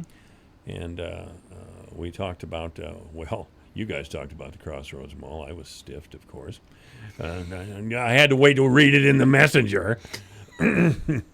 Nobody knew anything about it when you're on my show. I mean, even the former mayor of Fort Dodge was here. Terry Lutz, who was probably here in part because we're going to do something with the Crossroads Mall. Can you spell out a little bit what we're going to do with the Crossroads Mall, or what is happening right now, or has anything changed in the last week? Well, the next step that the council is going to take is we are actually putting on this next agenda a couple resolutions to set public hearings that could lead to the city council borrowing money that could go back to the Crossroads Mall, redevelopment. We're actually we're going to set two hearings there for $5.6 million, which the city could then, that starts the process that the city could then borrow up to that amount of money. I would say we probably wouldn't borrow that amount. That's like your top threshold. It's kind of like, trying to get. What would we borrow the money for? So that money could potentially, again, it's a max out. It could of what we could do. It would be what we deem the full acquisition price could be, the full demolition, and the cost of doing some feasibility. Full demolition? Are you talking about the entire Crossroads? Or it's an estimate of what the whole Crossroads, not the Sears store. Remember, the Sears has a totally different agreement. I understand, but we are talking about knocking down the Crossroads Mall, the whole thing. Okay, let me make sure this is clear, because you said we're talking about knocking down the mall. I don't want people just to hear that and say, "Oh my gosh, the mall's coming down tomorrow." So no, we're setting this approval amount for borrowing. So it's your top threshold. It's like all the total amount you're going to get. It's like, asking your parents, "Hey, can I stay out till 12:30?" And they say no, 12, and then you settle at that. So this is our total limit of what we can spend, $5.6 million. It could include, under that amount, under that budget amount, it could include the acquisition cost. It can include the full demolition cost, and then some work we need to do as far as feasibility and site planning. What we're going to do in this 120-day sort of due diligence period is the feasibility and site planning to make sure this thing makes sense. But that time, that's got a real clock on it. So by the time that clock's over, we need to have the ability to get that money if we have to be in a way to help with the acquisition of it. So I may have interrupted you just a little bit too soon. I got kind of excited about knocking down the Crossroads Mall there. But we're talking about having a resolution at the next council meeting. Just sets a public hearing. To set a public hearing. Yeah. And the topic of the hearing will be? Should the city borrow money? Borrow money. Yeah, and it's TIF money, so it'll be tax increment financing, right. Not property tax, general obligation, not on everyone's property tax, but we'd be borrowing money that'd be paid back through tax increment financing, economic development money. Sure. Up to $5.6 million, which could pay for those things I just mentioned: acquisition, demolition, and the studies and feasibility. So this is the city talking about buying the Crossroads Mall? Not now. We're not talking about buying it as a city owned. Okay. But there could be all or portions of that needs to be held until the ultimate development happens and somebody goes and takes on that section, or whatever comes. I mean, I'm sitting here talking like I know what the site plan is, and we don't, because we haven't done the study yet. We don't know what it's actually going to look like. But there's a likelihood that it probably may not be one development. You know, someone's not going to come and say, okay, I'm going to do all 15 blocks, whatever we're saying it is. Mm-hmm. It may be sections. Like there may, you know, obviously the Sears section was separate, and there may be a north section, an east section, a west section. We don't know for sure. We got to, you know, it's all going to be part of this whole thinking and deciding in this 120-day process. Just so I understand, and hopefully the listeners understand, and maybe they already do, and I don't, but is the city talking about buying the property and then selling it to a private developer, or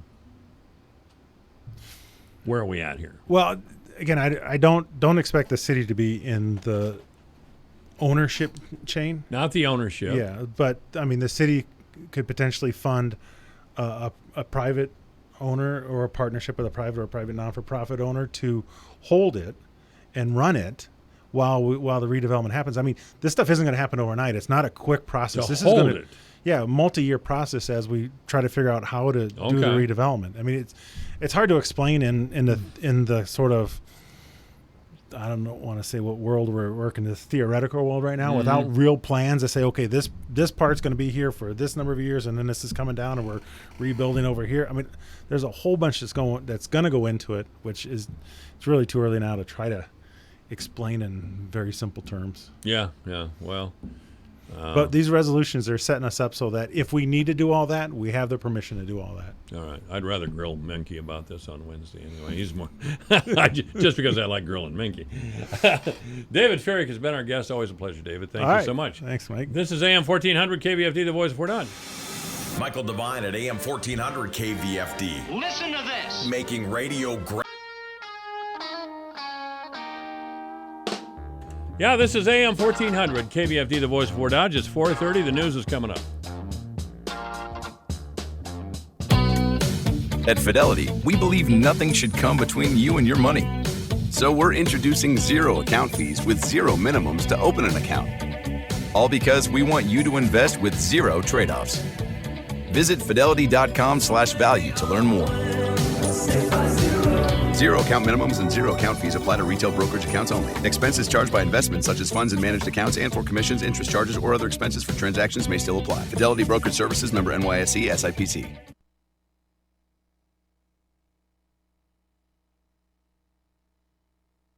Before he became your business partner, before you gave him his first bonus, before you put him on the payroll, before he was an unpaid intern, you saved his resume in your Keepers folder. Staples has what your business needs to get you from here to there. And right now, Staples 2-pocket poly folders are just 50 cents each, and 12 packs of True Red Black ballpoint stick pens are only 97 cents each. Staples, here we get you there. In-store only while supplies last. Offers end 8/31/19. Limit 30 on folders. The Green Tag sale is going on now at the General Store. Come in and get 50% off everything with the Green Tag. This is the perfect time to shop for back to school. From dress pants, leggings, and jeans to shoes, shirts, and hoodies, the General Store has something for everyone. Look for the Green Tag and save 50%. And remember, everything at the General Store is tax-free, and all proceeds go toward helping people in our community. Hurry in now and save 50% on everything with the Green Tag at the General Store. 12 North 25th, Fort Dodge. Your news, your town, your station. KVFD News when it breaks. With your KVFD News Update, I'm Rob Jones. A two-vehicle accident here in Fort Dodge over the weekend resulted in one fatality. About 9:40 Saturday morning, 51-year-old Sean Manel of Fort Dodge was riding a 2002 Honda motorcycle when it collided with a 2005 Jeep Grand Cherokee driven by 54-year-old Fort Dodge resident Kevin Thielen. The crash occurred on South 19th Street. Thielen was treated by emergency personnel on the scene and, according to reports, was wearing a seatbelt. Manel was transported to Unity Point Health, Trinity Regional Medical Center, where he later died from injuries suffered in the crash. No citations were issued, and the accident remains under investigation. 3 Iowa Central student athletes appeared in court last Friday to face charges of first-degree theft after Fort Dodge police say they stole a vehicle. Police arrested three 18-year-old suspects, Aaron Turner of Ames, Jalen Hudson of St. Louis, and DeMarcus Blackwell of Salisbury, North Carolina, last Thursday, after a GMC Sierra that had been reported stolen was found at 172 Avenue M West. A witness stated they saw 3 to 4 males park the vehicle around 5 a.m. Thursday.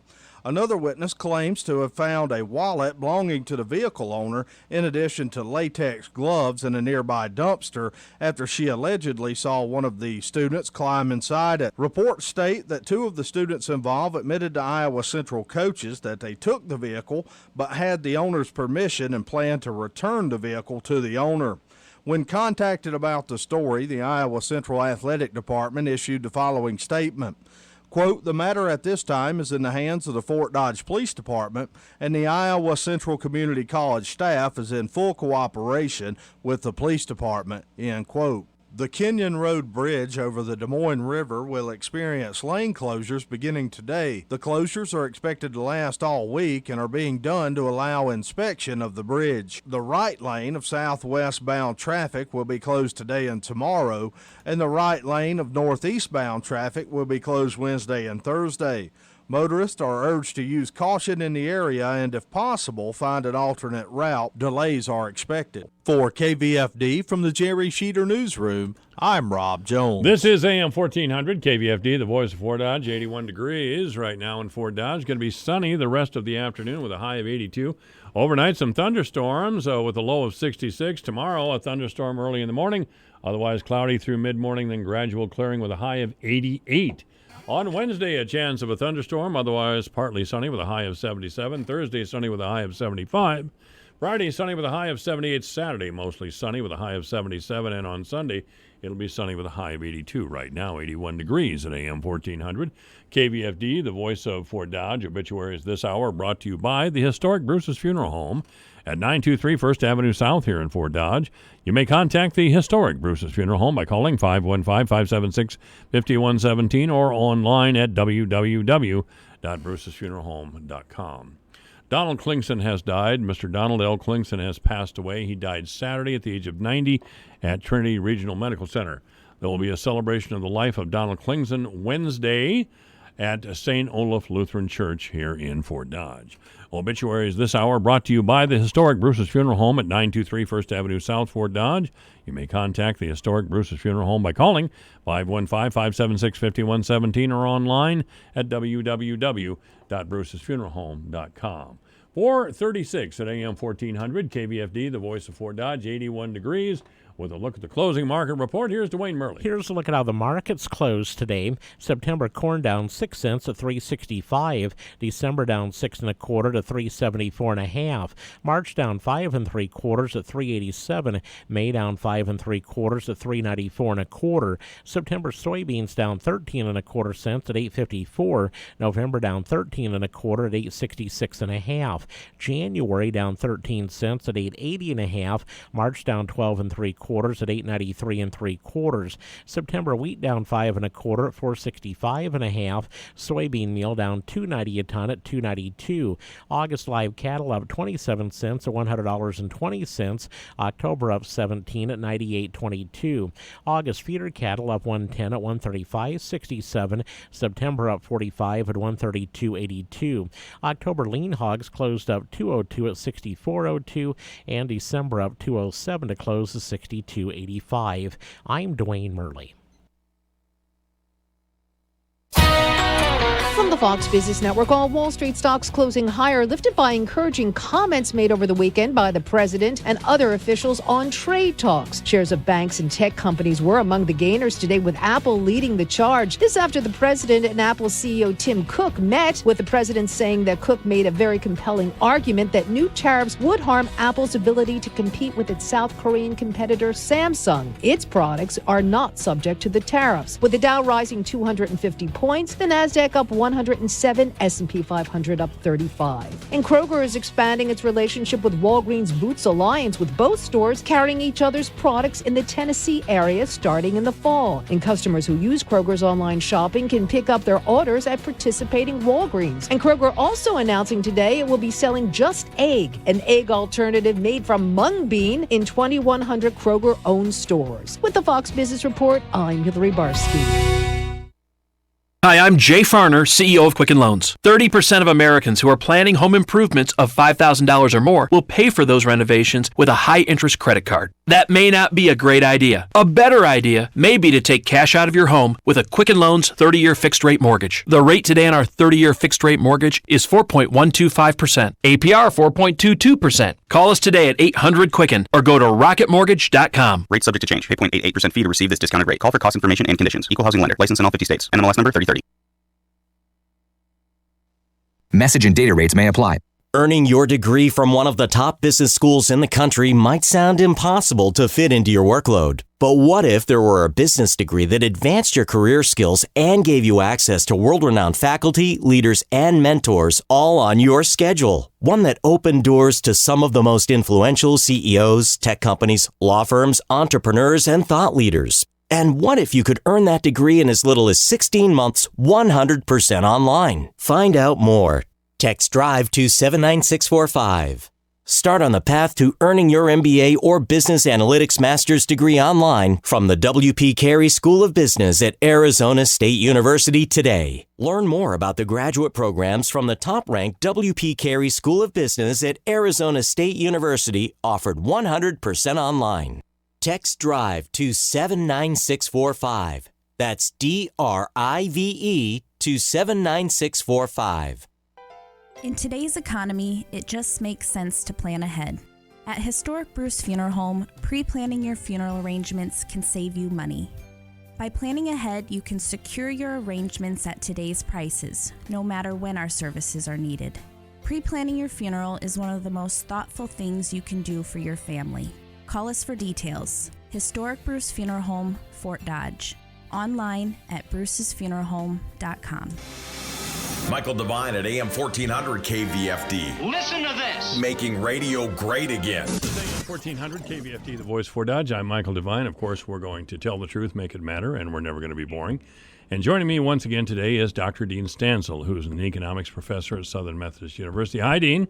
Hi, Michael. How are you? I'm outstanding. You're also with the O'Neill Center at SMU. Please explain the O'Neill Center. Sure thing. The O'Neill Center for Global Markets and Freedom is a research center in the Cox Business School at SMU in Dallas, and it was set up by one of our alums, William O'Neill, who is also the founder of Investors Business Daily newspaper. You can find that at investors.com. And we study the impact of competitive market forces on freedom and prosperity in the global economy. Our website is o'neillcenter.org. That's ONEIL. All right, Dr. Stansel is openly baiting liberals here today, and I'll start with this one. All week long, we have heard the drumbeat from what's become known as the mainstream press, is that we're headed for a recession. All the indicators are there, and economists are saying, and experts are saying, and I always think the experts are probably Paul Krugman, but they don't actually say it. But I checked PBS News. I checked with most of the major news networks. CBS, NBC, ABC, yes, we're headed for a recession. So if you check my Facebook page, there is a post there from Fox News Channel 4. And what do we have here but a video with Dr. Dean Stansel talking about the stocks moving broadly higher as a turbulent week nears its end. Why was it a turbulent week? I didn't notice. Yeah, so this, I think we did this interview on Thursday, and then they posted it the next day after the stock went back up. But yeah, the stock market took a dive on Tuesday, but what the heck? I mean, it took a dive on Wednesday, I think it was. Was it Wednesday? And not only did it drop like 800 points, and it was apparently the biggest single-day drop in maybe forever, I don't know, but in a long time at least. And then the other thing that happened, Michael, is that that there was what's called a yield curve inversion, and this is, as the interviewer in this short TV interview said up front, don't try to explain it. So I don't want to take too much time on it, but we have a longer format here. We only had a couple minutes with him. Basically, every time the 10-year Treasury bond yields, in other words, the return you get on buying a 10-year or long-term Treasury bond, every time those have fallen below the return you get on a 2-year bond, which is unusual. Usually you would have to get more money back, a higher return for having your money tied up longer. So this is an unusual situation. But every time that's happened, these yield curves have inverted, these yields have inverted. A recession has eventually followed. Now, that may or may not be useful for people, for investors. Ultimately, the business cycle is not dead, and so you could kind of say the same thing about a lot of other factors, right? Because a recession eventually comes. Certainly. So we will have another recession. All these people saying there's a recession coming, they're absolutely right, Michael. There is one coming. They don't know when it is, and neither do I. But it'll be here at some point. I'm well aware of the games the press plays. I hate to admit it, but I do it myself every now and then. Yes, they know a recession is coming. It's always coming, and the upturn is coming as well. But they all got together here and exchanged emails or cell phone calls or whatever and say, let's report on this since we had this nice big crash in the middle of the week. And spread a little fear and loathing of Trump, because the economy is Trump's big deal. That's his reason to be. You have to vote for me. He even said it in his usual awkward way. You have to vote for me, or the economy will crash, or some damn thing, whatever he said. But so there was an attack on the Trump economy in a rather clumsy one, if you know anything about the media at all. And I'm glad you brought that up, because it needed to be said, and I like to think that I would have thought to say it myself sometime this week. But that was another clumsy attempt by the mainstream press to scare people, frankly, to scare people and probably to, in no doubt, to jab Trump as well.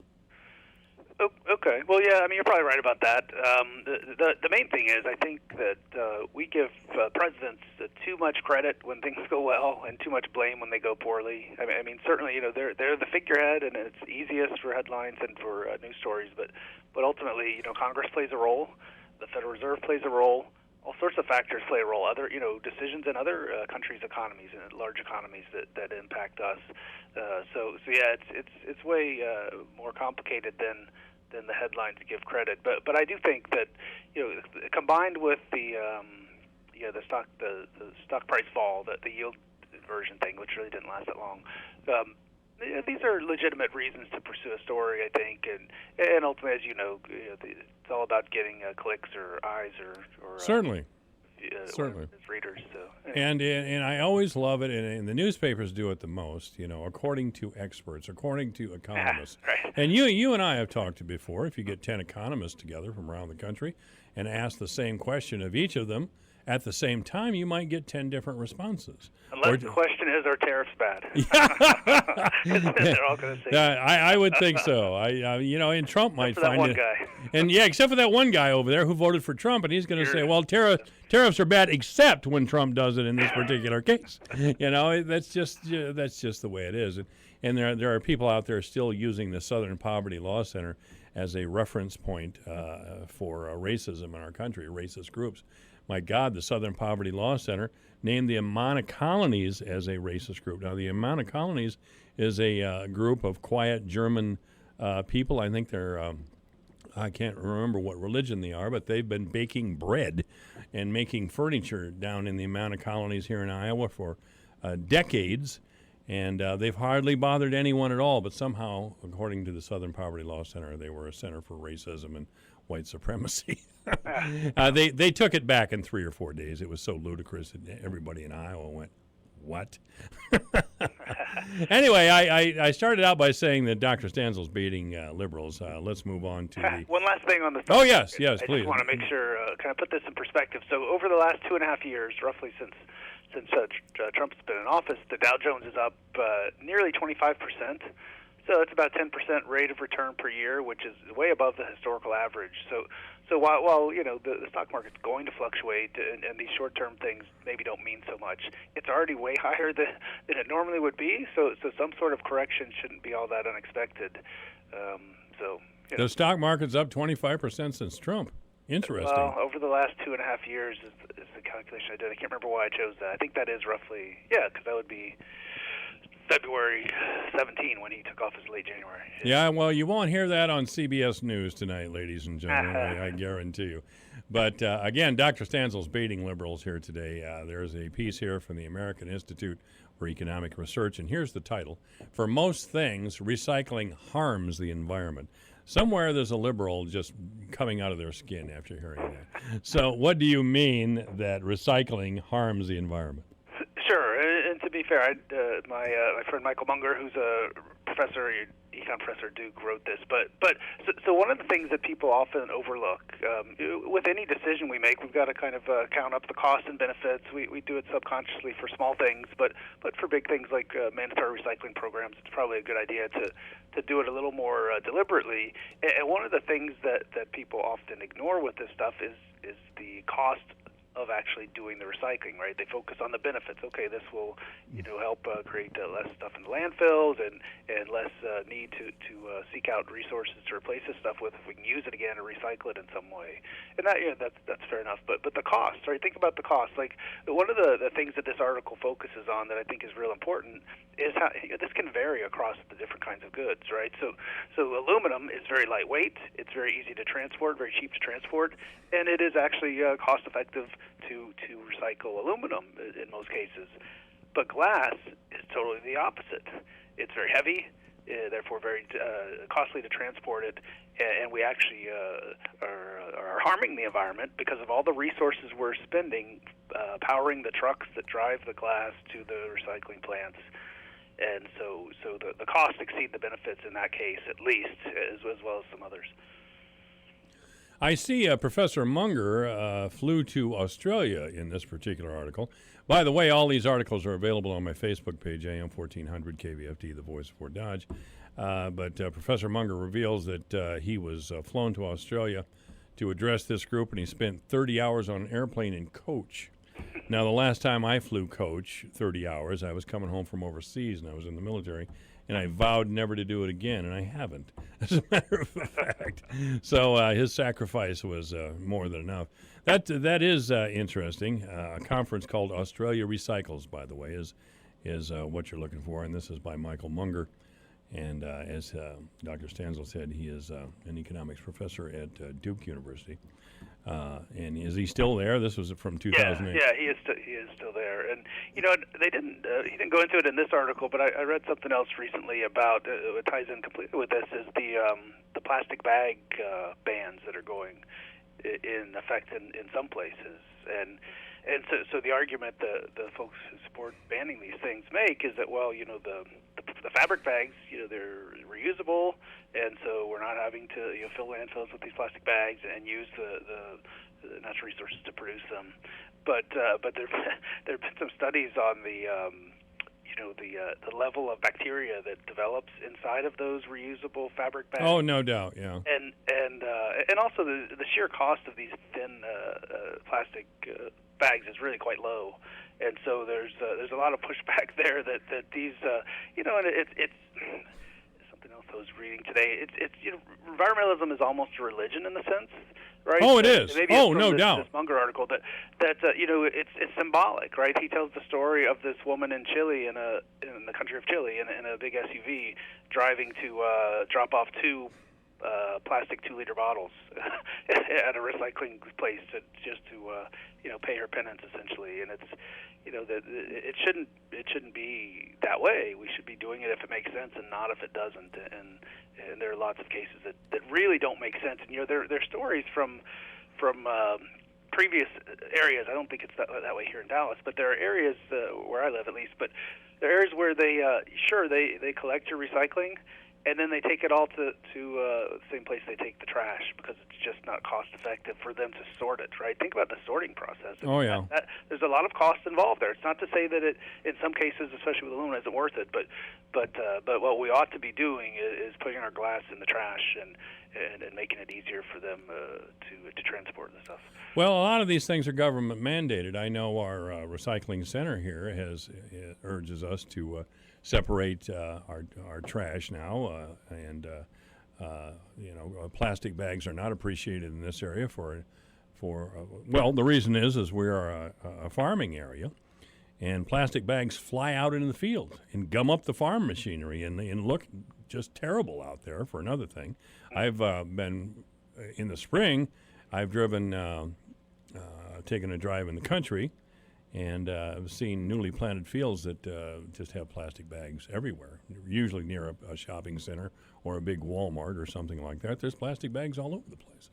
And again, it gets to be a problem at times. So I haven't, though I've been given a lot of those fabric bags, I haven't really used them. I've got to find some other way to do things. I don't know what it is, but I haven't given up the plastic bags immediately. Although I have taken care to do something with them, so they won't wind up in a field somewhere. Yeah, I mean, it's just a matter of keeping control of your stuff and not littering. Essentially, I mean, it's the bag user, not the bag. To me. Yeah, that's right. Our guest is Dr. Dean Stanzel. He's an economist with Southern Methodist University, and this is AM 1400 KVFD, the voice of Fort Dodge. So the solar experiment here, you mentioned something about China as well, that the solar experiment failed in China because somebody kept stealing the solar panels. I love that. I love it!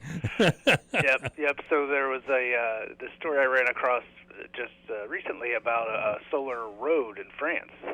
And so they decided, instead of putting the panels up on the roof where they could move and be collecting the sunlight better, they decided they were going to put them on the road. Of course, the road gets sun too. But it's a short little piece, and actually in Popular Mechanics, that really points out some of the kind of ludicrousness of these efforts and the short-sightedness. So they, the long story short, the roads aren't they're falling apart, and they're not collecting the amount they wanted to collect. Because the roads also are very loud when they drive over them, they had to lower the speed limit because all the people nearby were complaining, down to they use kilometers, but in miles per hour, down to 43 miles per hour. And I think it's not a city street; it's more of a open road. The joints were falling apart. The panels were peeling off, and it wasn't producing nearly as much electricity as it was supposed to. And here's why. Part of the reason why they put it in Normandy, which is not historically known as a sunny area. Apparently, it only gets about 44 days of strong sunshine a year. So they put it in a not so sunny place, and they put them flat on the road. Whereas the ones that are up on the roof get a lot better. Are a lot more efficient because they get the sun. They get the sunlight more often. And anyway, so this is a failed experiment. They spent I want to say 5.5, yeah. But yeah, the China at the end of the story, they note these roads across the world have had trouble other places as well, and they cite the example of. In 2018, a week after a solar road opened in China, its solar panels were stolen. So they were gone, and that's doing no one any good. No, that's absolutely correct. Dr. Dean Stanzel is our guest, an economist at Southern Methodist University. And this, of course, AM 1400, KVFD, the voice of Fort Dodge. Of course, Dr. Stanzel's on Facebook. And when I post something that he doesn't necessarily agree with, he pounces.